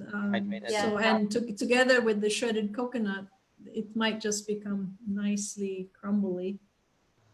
Good, those sound like good ideas. You know, while we're on that topic, I wanted to mention two things. One is, and I mentioned it in my segment, is anybody who makes, there's so much evidence of moving towards a whole food plant-based diet. It's so beneficial for our health. It's probably the best thing you can do for the environment. And it's, you know, you don't kill animals, so it's good for animals as well. There's lots of reasons, but always before making major dietary changes, you should talk to your healthcare provider. But I thought maybe one thing we could talk about is gluten-free sometimes comes up. And some people say I have to watch gluten. And I'll make a comment, but then others of you, I think may have more expertise than I do in this regard, is gluten is generally a good and healthy product. But there are people who have celiac disease or who are otherwise gluten-free. And so there is a lot of misinformation. There's this thing called the wheat belly diet, for example. And there's people who kind of shy away from gluten. They say, I don't want gluten because it's not a good choice. Gluten is a great food unless you can't eat it. So would somebody like to talk about gluten-free? And I know that less than 1% of our population actually has celiac disease, and another about 1% are gluten intolerant. So that leaves the vast majority, 98% of us, who are perfectly able to eat gluten without any problem, but it has become kind of a fad to avoid gluten. You can go to any major grocery store and see all kinds of gluten-free products because it became a fad. And somehow it got the connotation as being bad for you. But gluten is not bad for you. In fact, when people remove gluten, what they're doing, unless they have celiac disease or actual gluten intolerance, they are removing the whole grain, and they're no longer eating whole grains. They're eating refined foods, refined grains, which we know are not as good for us and can promote all kinds of health issues in themselves. So, you know, eating like Oreo cookies, that's made of refined grains. And so when we're eating whole grains, we're getting the benefit of the whole grain. When you strip the gluten away, you're no longer eating a whole grain. So when people jump on that fad bandwagon of gluten-free, they actually could be doing themselves some harm. There's some really good videos about that on nutritionfacts.org that Dr. Michael Greger talks about. If you just go to nutritionfacts.org and then in the search engine at the top, type in gluten, and you'll find all kinds of videos that he's done that are very research-based, where he points out that people who eat gluten-free because of the fad and because of reading books like the wheat belly diet and that kind of thing, that he actually refutes a lot. And some of his videos, he explains it really well as to why eating whole grains are super good for you. And when we strip the gluten away, that's actually not so healthy. And unless you have celiac disease or actual gluten intolerance, you know, eating gluten-free isn't necessarily that good for you. And Carolyn, if I recall, when I was studying whole food plant-based nutrition, they also mentioned that if you remove it because of the fad and then reintroducing it causes digestive problems, at which time you may think, see, I was allergic to it to start with, whereas you weren't, but you withdrew it from your system. So your gut biome is now not used to having it. And then if you try to bring it back, you have troubles too. So unless you're really allergic, sensitive, or celiac, I would recommend that people simply just go And ahead in and many eat it. cases, what I found with my students is that it's actually the dairy that is upsetting their digestion. Exactly. Because they're still eating, meat and dairy. They think that their issues, their tummy issues are gluten, but when they remove the dairy, that's what resolves it. So I have found that. So when someone says that to me, and I know that they're not intolerant or celiac, I will recommend that they remove dairy and see how that improves their Exactly. issues. And then to bring something else into it, a lot of people can eat wheat in, say, Europe and they cannot eat wheat over here, maybe because of the glyphosate or something else, and then they think it's the gluten. I just posted a good podcast from the exam room about gluten. So if anybody's looking for a really good resource on gluten sensitivity and how many people are affected by it, you might want to check that out. I posted that in the comments on Facebook. One thing that I think is worth mentioning too is that there are advocates for all sorts of diets. You can find articles, websites, books that say, eat a lot of meat, don't eat any meat, make sure you eat dairy, don't eat dairy. And so one thing that's in common is there's so many people who are advocating whole food plant-based diet because there's just so much evidence. And so what I encourage my students to do is to take in what we talk about in class, but do their own research. And when you do look at research, you can definitely find studies that in certain situations where maybe eating certain foods that we wouldn't eat provide some perhaps temporary health benefits. So what I would ask people to do is look at who is funding those studies, look at the footnotes, the references, and look at how preponderant this evidence is. So, and luckily in the whole food plant-based world, there are dozens and dozens and dozens of really, really good people. Our conference is coming up. Does somebody want to talk about our conference? I think is it next week or week after? It's week after, I think. August 6th, 7th, and 8th, I believe. And it's all online this year, so we can't go be together in person, unfortunately. But and I don't think it's too late to register either at pcrm.org. And it will be a 3-day, I believe it's 3 days this year, lots and lots of speakers, but August 6th, 7th, and 8th. International Conference on Nutrition and Medicine. Exactly. And if you are a layperson like me, it may be of interest, but it's targeted towards doctors and nutritionists and researchers. And so most doctors don't have a lot of, and it's not their fault, they don't learn much nutrition in medical school. So this might be a good conference to recommend to your physician. I ought to give a plug, by the way, and each of you, I'm sure, have good plugs to give too. I'm privileged to be involved with a film that was just released called Code Blue, and it talks about some of these issues of how the medical profession often isn't very aware of prevention and diet. And again, it's not their fault, it's the kind of training that's provided. And so Code Blue talks about how not just doctors, but anybody can look towards a plant-based diet to help maintain health and rebuild health.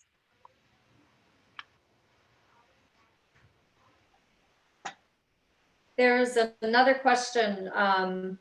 Eating raw fruit with every meal, is it better to eat raw fruit before, during, and after a meal if fruit is not actually part of the meal? I know for me, I find eating a piece of fruit after the meal kind of refreshes your palate and is satisfying. I don't know if any of you have any preferences before, during, or after eating fruit. What do you guys think? Well, I'm the one who said fruit with every meal. I know that some people that eat it before, like they'll have an apple before every meal so that helps fill them up.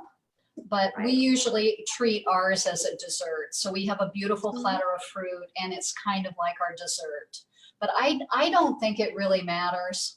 You're just getting extra fiber, extra nutrients, and it's filling. So it's just part of your meal and adding some diversity to whatever you're having. Yeah, I can talk about that a little bit too with kids. So we usually do our fruit at the end of the meal, especially like with little toddlers. They'll tend to want to eat the fruit first and fill up on that and not eat any of the vegetables or the grains that you have on the plate. So that's why we tend to kind of bring it out after the little one has eaten pretty well. And then of course she can have as much fruit as she wants as a dessert, and it works really nice. Point. And then are there anyone with figs, recipes with figs and fava uses? Figs. Well, we have a fig tree and I like them right out of hand.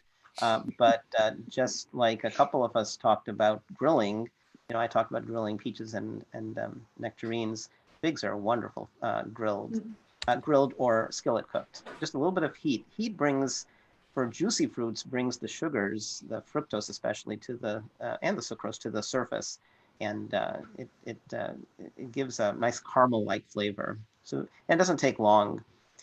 Just put it on a skillet for 2 minutes, less time than I had the peaches on my skillet. Figs also make a great salad dressing. You throw them into a blender. It's a little bit of vinegar, and they're delicious. You can also use balsamic vinegar and drizzle that with it too, and it's really good. Figs go great with also vegan cheese.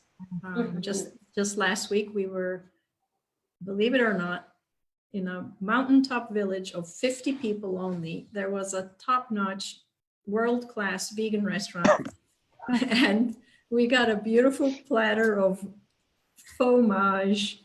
She had made brie, roquefort, a cheese with green herbs, and another one with seeds on top.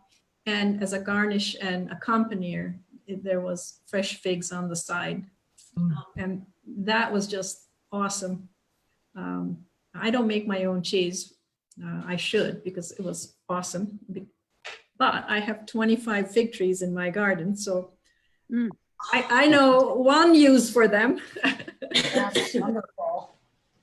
Do you make a jam with all those figs? I do. I make fig jam, and I just, every time I go out, I grab one and eat it. They're very high in calcium too. So us girls, we need to eat figs. Although if you eat too much, it really gets the bowels moving. So you got to also watch out for that. I've never done it, but I wonder what dehydrated figs might be like. They might be like chips. They're awesome. And dehydrated figs, if you take a dehydrated fig and put a nut in it, like a walnut or a hazelnut or an almond, you get an amazing energy bomb snack. So if you go hiking or something, dehydrated figs with nuts together, they're awesome. Highly recommended. I was thinking that the grilled figs would be really good in Deb's salad with the grilled plums and that vegan cheese that she made. That would be delicious, a delicious addition. That would be good. Yeah. There's also a tapenade you can make with figs and olives and rosemary.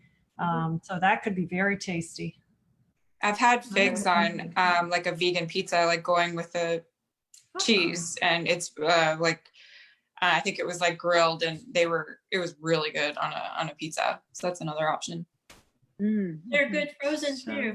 Like in my tree, at some point, I don't know why I felt like I needed to eat every one of them as I picked them. And now that's what I do. That's what the squirrels are doing in my yard. All my figs are getting eaten by squirrels.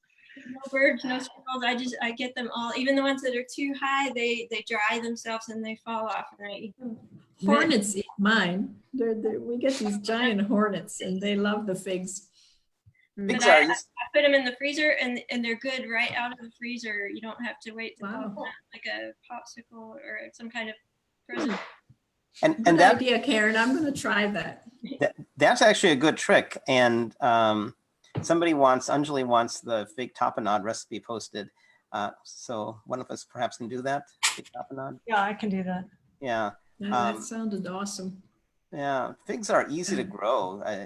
Doesn't require much work. My fig tree in a few years is so big. It's one of my favorite places for my daughter to climb. She likes climbing. I'm an 11-year-old. She likes climbing the fig tree. Figs are great. They have, also figs aren't so rich in flavor. I mean, depending on how much water the fig has had as it's growing, it can be milder. And so I find, just like, I can't remember who said it, maybe it was Yana, it's really good in a dressing because it adds a subtle flavor.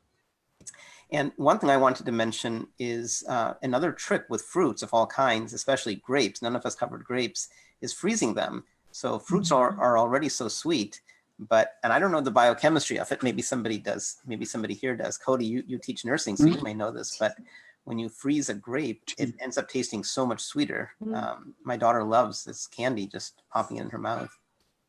Yeah, it breaks and makes the sugars more readily available. That's why also they make iced wine when after grapes are frozen on the vine. They become so much more sweeter. Same with sloe berries, for example. It's not something you want to eat off the bush, but if sloe berries are frozen on the vine, on the bush, then if you pick them, and they're much sweeter. A friend of mine is on the live stream, Dennis Bayomi. So Dennis, who's been active in the vegan movement for decades, he has a group called Veg Dining. So he's asking about figs and dates. Would you be using fresh, off the tree, or dried? Do you find either fresh at the local groceries? We'll have to try growing them in Canada. So I don't know about the horticulture, whether it grows in Canada or not. But figs, we pick it off our tree. We find them expensive in the store. So you can buy them in the store. Dates don't grow here. I don't think dates even grow in Florida. They grow, as far as I know, in the Mid-East. I find, okay, I'm a Mediterranean girl, so I grew up with figs, and I grew up eating figs off the tree. And then when I moved to the US in 1979, finding figs at the supermarket at $1 or $2 a piece, it was, oh my God. Plus, the flavor isn't there. I think the fig, if you're going to buy a fig, you should try to see that it comes ripe and from the origin. Maybe California figs are wonderful if you get California figs, but if you buy figs that haven't been picked when they were ripe already, they're gonna just lack flavor. Therefore, if you're not gonna get good ones, I'd say get the dry ones because they are full of flavor. I think, otherwise, I've had American friends visit me here, and they were reluctant to eat figs because they had had supermarket figs. And then when they picked their own from the tree and tasted it, they thought, oh my gosh, you know, there's sugar exploding in my mouth, and there's so much flavor exploding in my mouth. Now they knew what a fig tasted like. And so if you're not going to find a good one, go get a dry one. I think dry figs are awesome too. Sometimes I find fruit that isn't quite ready by adding heat to it, for example, in a skillet or grill, brings out some of the flavors. There was an interesting question that I don't have the answer for. I'll share something that I do know, but I'm sure one of you knows much more about this than I do. And the question came in about, are grapes one of the less nutritious fruits?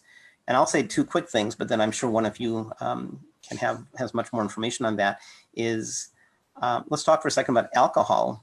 So I hardly ever drink alcohol. And in fact, maybe one of us should also talk about what's Food for Life. But in the Food for Life program, we're agnostic about alcohol. We don't take a position. There is some research that alcohol is good for you, but there's also research. I know the American Heart Association, I think, last year changed their recommendation. If you aren't drinking alcohol, they're not recommending you. I see what Jen's doing. They don't recommend that you start. And so a lot of the benefits of, of alcohol come from this, of wine come from the skin of the grape. So the trade-off of drinking grape juice, I hope we've been clear about this. We may sometimes drink juices, but it's better to eat the fruit whole. So that's one thing about grapes. I don't know much about whether grapes are less nutritious. I do know that in our Power Plate, we recommend enjoying any fruits. If you're diabetic, you do want to be careful about two fruits in particular, and that's watermelon and pineapple. Those are very high glycemic index foods. Glycemic index is how quickly the sugars, whether it's refined sugar or unrefined sugar, goes into your bloodstream. But even there, if you're following a whole food plant-based diet, the work we've done shows that you can lower your A1C, which is what diabetics measure, even by eating fruits. And even if you do eat, at 4th of July, some watermelon, and you occasionally eat watermelon and pineapple, just don't eat a lot of it. So does somebody else have more information on grape and the nutrition value of grapes? I can say that the darker grapes have a lot of anthocyanins in the skin. But I wouldn't go so far to say drink red wine so you can get anthocyanins, because that's not true. You'll have to drink a lot to get like alcohol poisoning to get the anthocyanins you need, which is not a good thing. You'd be better off eating the dark grapes for the anthocyanins. Grapes, yeah, have good sugars and fiber and a lot of other vitamins and minerals too. I wouldn't think of grapes as sour grapes. Grapes are good. Grapes are good people too. Well, and the darker the grape, the better it is for you, because the darker it is, it has more anthocyanins.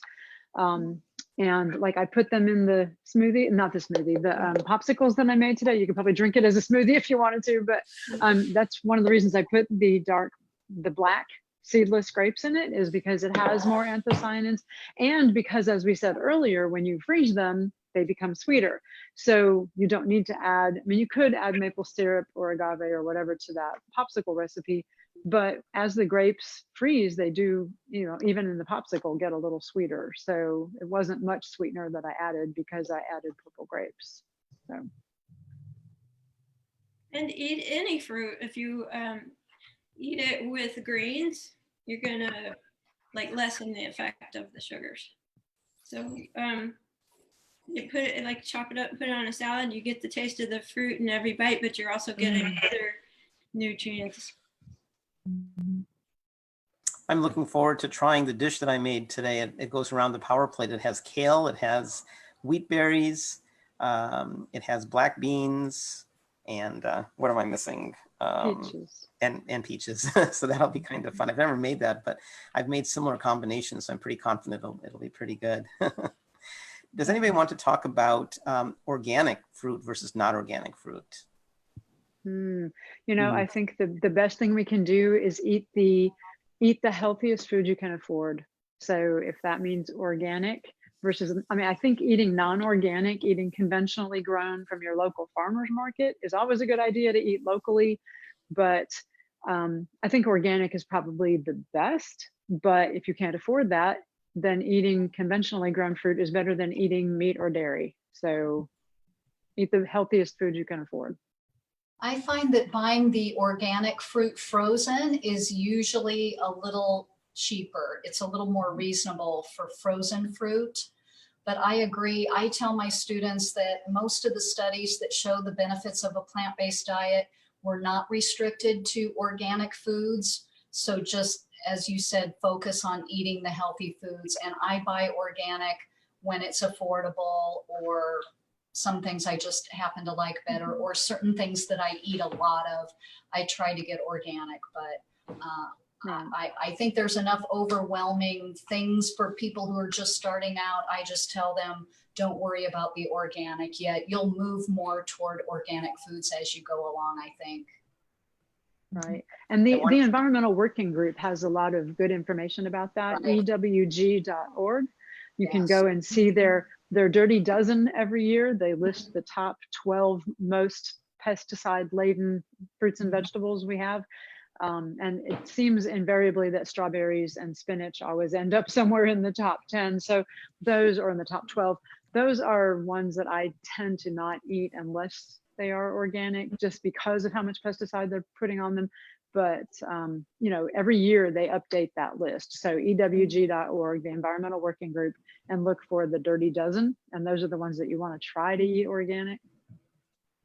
Also, if you think about, if you're transitioning to whole food plant-based and you're eliminating meat and dairy from your diet, you're gaining that in your budget. Exactly. Legumes give you the same amount of protein for a fraction of the price of meat. Therefore, maybe slowly you can make the transition and watch your budget and see that you can actually afford maybe organic fruits and vegetables too. From what I understand, meat is pretty expensive. I have no idea because I don't buy it. I just walk right past that section. But from what I can tell, it looks expensive. I look for produce on sale as well. You do be kind of careful with that because sometimes they put stuff that's almost past its point, you know, to get rid of it. So that's just one way that we try and save money and to look for the organic stuff that is on sale, especially like the strawberries, those dirty dozen type fruits. I get a box from Imperfect Produce, and the organic is more reasonable than in the grocery store. One thing we do, and maybe one of you can talk about what is Food for Life, but in the Food for Life program, we really want people to consider moving towards a whole food plant-based diet. And if organic comes up, we talk about it, but we definitely don't insist on it.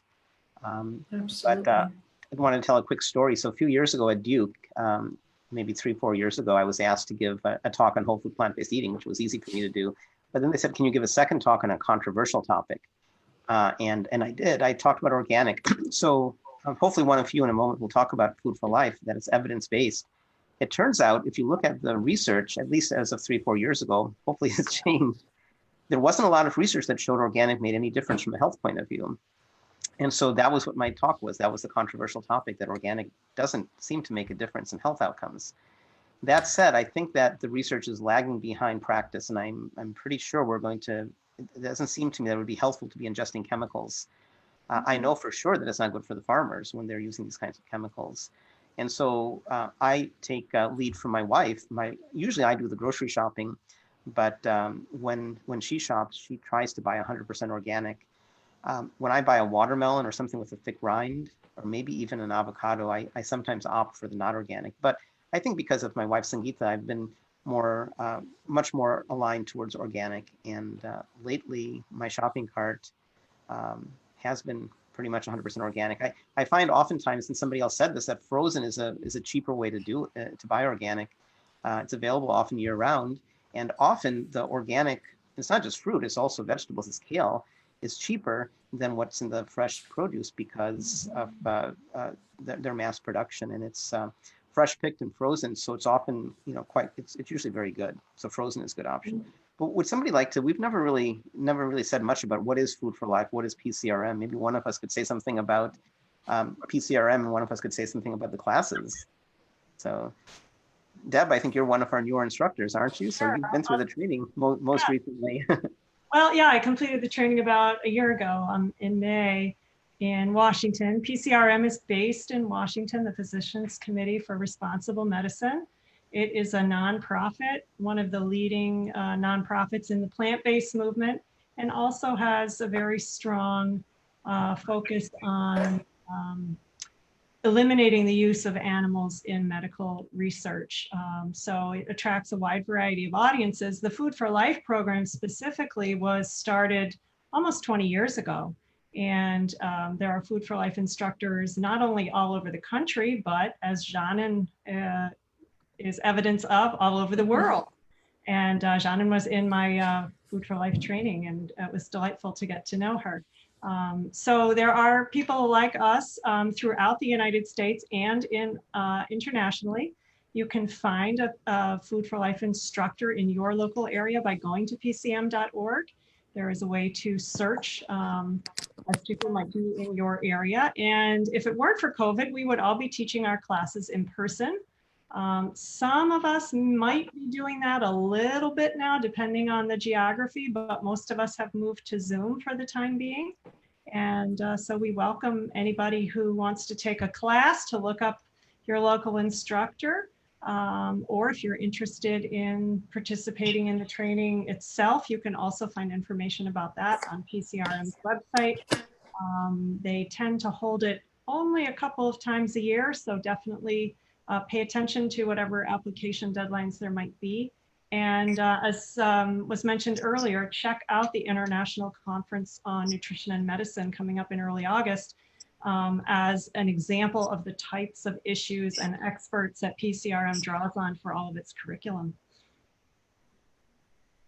Willie Pryor has asked some really good questions, and he has a great question. Does organic really exist? So maybe Suzanne and I are fellow farmers who are next to each other, and Suzanne is doing a good thing, and she's planting organic, but I'm kind of the bogeyman, and I'm planting non-organic foods, and the pesticide drifts over to her farm. So he's asking, maybe it's meant to be a rhetorical question, but is there such a thing as organic? He means organic farming. Yeah.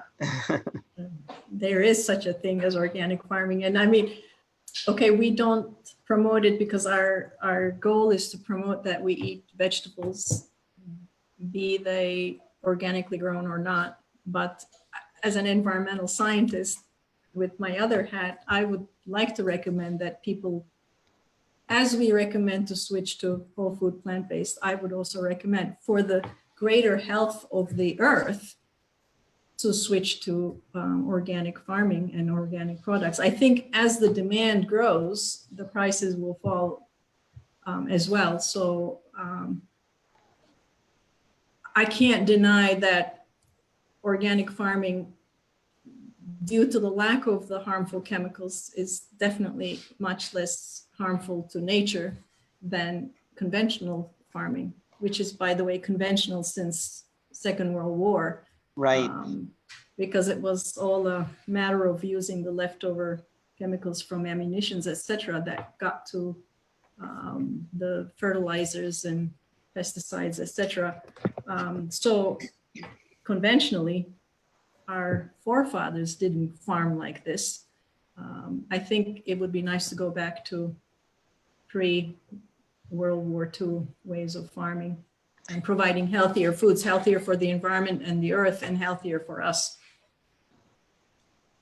There was an interesting question or interesting comment, and I wanted to make a point. So another friend of mine, Beth Siegelbaum, and something interesting is both Beth and Dennis have had stints or tried to have stints in politics. Dennis ran for the Green Party in Manitoba, I think, or Winnipeg, can't remember, in the Midwest of Canada. And Beth was an elected official. So welcome, people, whether you're a politician or not. So Beth made the point that Food for Life training has been, there was supposed to be a training, I think this fall. This is my daughter, by the way. So Food for Life training has been not scheduled. And that's because we were supposed to have one in the fall, but because of COVID-19. So plans are up in the air. I don't know if anybody here wants to talk about that, about what the plans will be. We generally have 2 a year. We have about 300 instructors around the world. So I know there's been some talk, can you do this training virtually? So Beth and anybody else who's interested, keep an eye. And I would also say, I don't know, I think Frances, weren't you one of the most recent trained? You were trained like a year ago, weren't you? Yeah, same with, it was in May of last year. So you may, I don't know if you want to reflect on the training process, but I did want to say that when I know that somebody's a Food for Life instructor, I was lucky enough to meet Frances a year or so ago, but if I hadn't met her and I know she's a Food for Life instructor, I would know, that I could, with lots of confidence, recommend her, because PCRM is very, very particular with whom they pick. And I know people who've tried to be part of the training and haven't been selected several times. So keep on trying. We want more people out there to help get the word out about plant-based eating. But Frances, did you want to share about what the training process is like? That's where I met a lot of, the people on here and Cody. But I loved it. I thought it was such a great experience. Just to be a part with, so I think we had like 28 people and meeting people from all over the world, and just their experience and their expertise was just, and I would say passion was awesome. And just getting to talk to each one of them and learning from PCRM, like the staff is amazing. It was so organized, and I agree it should be in person, just because I feel like you wouldn't get that same connection with everyone, and the food they give you is so good. So, you want to be able to eat that too. But I just thought, like, the speaker, everyone who spoke, everyone from PCRM was excellent. So I would, and we got to even do like a media training with Chuck Carroll from the Exam Room podcast. So I thought that was a good experience, just to like do a mock TV trial, like just in case you get to be on the news or something. So I think the whole experience was excellent. Question came up about anti-inflammatory properties. Do any fruits have more anti-inflammatory properties than others? Who wants to take that one? So typically the foods that tend to be the most anti-inflammatory are also the ones that are higher in antioxidants. So things that are darker colored are going to have more antioxidants as a general rule. So what I was saying about antioxidants earlier when I talked about blueberries also applies to those dark grapes. There was actually a study a few years ago where they gave extreme athletes black seedless grapes after exercise. So they took extreme athletes, like people running, you know, miles and miles and miles after marathons, that kind of thing, and gave them black seedless grapes, and they measured the level of oxidative stress in their systems.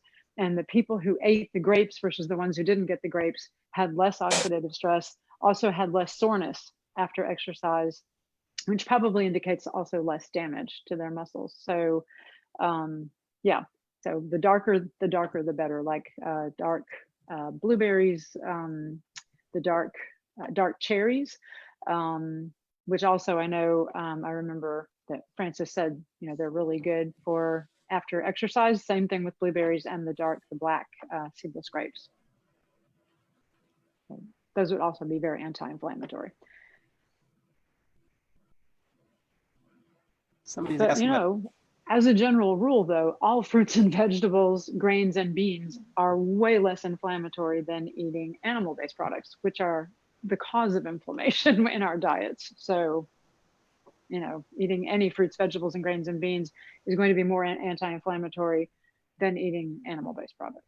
Yeah, and to piggyback off that too, there's actually a new book by William Bolsowitz. He's a doctor, a GI doctor, Fiber Fueled. It's excellent if you haven't read it. It's a great resource, but he goes in a lot about that because a lot of people think that if they get bloating from having a little bit of beans, which is just natural, sometimes certain foods are you're just gonna be a little bit gassy or a little bit bloated, but that's actually not, you're actually not inflamed, or you're not having any inflammation in the body. And actually more like with, you know, red meat, with the production of TMAO, our gut bacteria will produce TMA, and then our liver produces TMAO, and that's very inflammatory. Same with some other animal products, including dairy as well. So yeah, those can be definitely more inflammatory than having a plant-based diet. And especially with that documentary Game Changers, shows that athletes, you know, kind of thrive off of going, you know, more plant-based because of all the antioxidants and the anti-inflammatory properties. There was a couple quick questions, and we'll also ask if anybody has any final questions. We'll wrap up in a few minutes. But oh, I'm sorry, Cindy Butler Eagle wrote she missed us because she thought it was Pacific time. I'm sorry about that. So Facebook localized you. I'm sorry it didn't. But you can see this on recording. When we're done with questions, I'll review how you can see our shows. But two quick questions that did come in is somebody wanted to know about Jen's jackfruit, if it survived, and somebody was asking about bananas. When you freeze bananas, if you want to use them for vegan ice cream or for whatever purpose. And bananas make a really creamy ice cream. So do you freeze them when they're fresh, when they're started to spot, or when they're really brown? And I think Carolyn, was talking about that. So, yeah, Jen, did you want to talk about your jackfruit? Not this dark. No. My jackfruit survived. Luckily, it's not very ripe, so it didn't bruise. But it was a borrowed jackfruit, so I need to take it back this afternoon. Poor jackfruit. Suzanne, did you want to add to Carolyn's demonstration of bananas? What have you had experiences with freezing bananas? So sometimes I freeze them actually like when they're really just ready to eat, because I also feel that those make a great banana for a smoothie and not really wait for them to turn brown. But if I have had them turn a little bit brown and then I just don't feel like making a banana bread or anything with it, I'll still throw those into the freezer. If for a really yummy treat with frozen bananas, if you slice them actually when they're ready, you can roll them in a little bit of cocoa powder and then freeze them. They're delicious. and peel them before putting them in the freezer. Exactly. Yeah. Yes. Yeah, I'm sorry, I didn't say that, but yes, I would definitely peel them before you put them in the freezer because they'd be very difficult. What I do is I peel them and put them in wax paper, and then I put them in the freezer. And I have a Vitamix, which is a high-powered blender, and so I can put whole bananas. But if I didn't have a high-powered blender, I'd probably chop it into thirds or quarters. I was running out of time in my segment, but I did want to mention that my recipe and some of the other recipes, be careful if you have a $25 blender, because some of what we did might break your blender. So with peaches, for example, make sure that you don't put the frozen. I like frozen because it makes a creamier ice cream. But if you have a less expensive blender, then chop your fruit into no more than 1/2-inch pieces and partially defrost it. And don't do what I did and a few others did and jam things in with a Vitamix or with a blend tech. You can do it. It's designed for that, but most blenders aren't. One other thing I'd like to say about fruits that we talked about a little bit is the sugar content. And since I talked about honeydew, melons tend to get a bad rap for having high sugar. I remember years ago where my friends would be like, oh, you can't have watermelon, it's too much sugar. But the reality is that you're also talking about fruits that have so many other nutrients that come along with it that it really doesn't really make a difference, as we all sort of mentioned, whether it be fiber, the antioxidant properties. So really don't be afraid of the sugar in fruit, because it really is, fruit is far better for you than, if you have 64 calories of a whole cup of honeydew versus an Oreo cookie.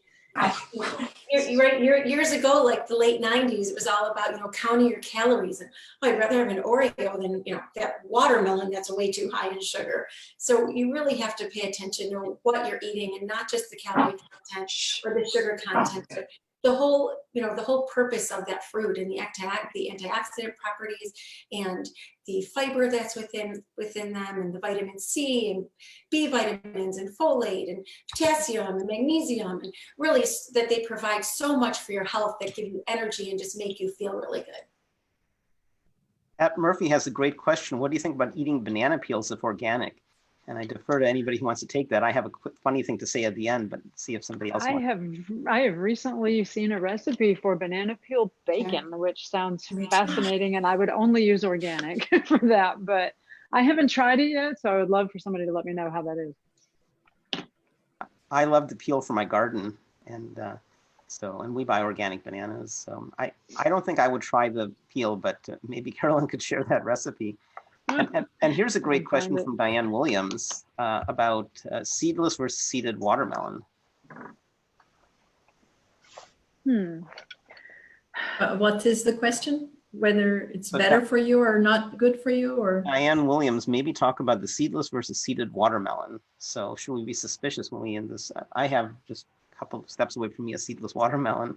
So is that a problem? Because if nature creates seedless fruits, how do they propagate? So I think that's the nature of the question. Is it natural? Is it good to eat seedless watermelon? I think they're hybrids, no? They're grown for being seedless. Yeah. Right. So I don't think they're mostly not genetically modified. Right. No, but it's okay. Here comes the biologist. It's not genetically modified, but it's selected for having less seeds, and over time they become seedless or a certain shape or a certain color.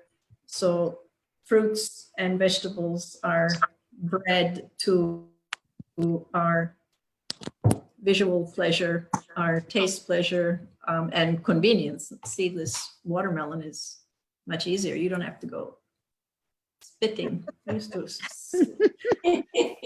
see who could spit it further. I think it takes the fun out of it, but it definitely makes it easier to eat. It's easier in a smoothie to have a seedless, and instead of having to pick all the seeds out before you make a smoothie or a just any kind. I take watermelon and add mint and the juice of half a lime and some coconut water and ice and just swirl it. It's a great drink in the summertime, and that's a little harder to do when it has a lot of seeds. So. And the seeds, though, if you dry them, they're really nutritious too. I mean, they're a pain in the neck to crack, and they're lovely. You could also grind them in a high speed, like a coffee grinder. You can put the whole dried seeds and grind them and use that as a powder. Like if you make a gomasio or something, add a bit of dried watermelon seeds. So it's quite delicious and good for you too.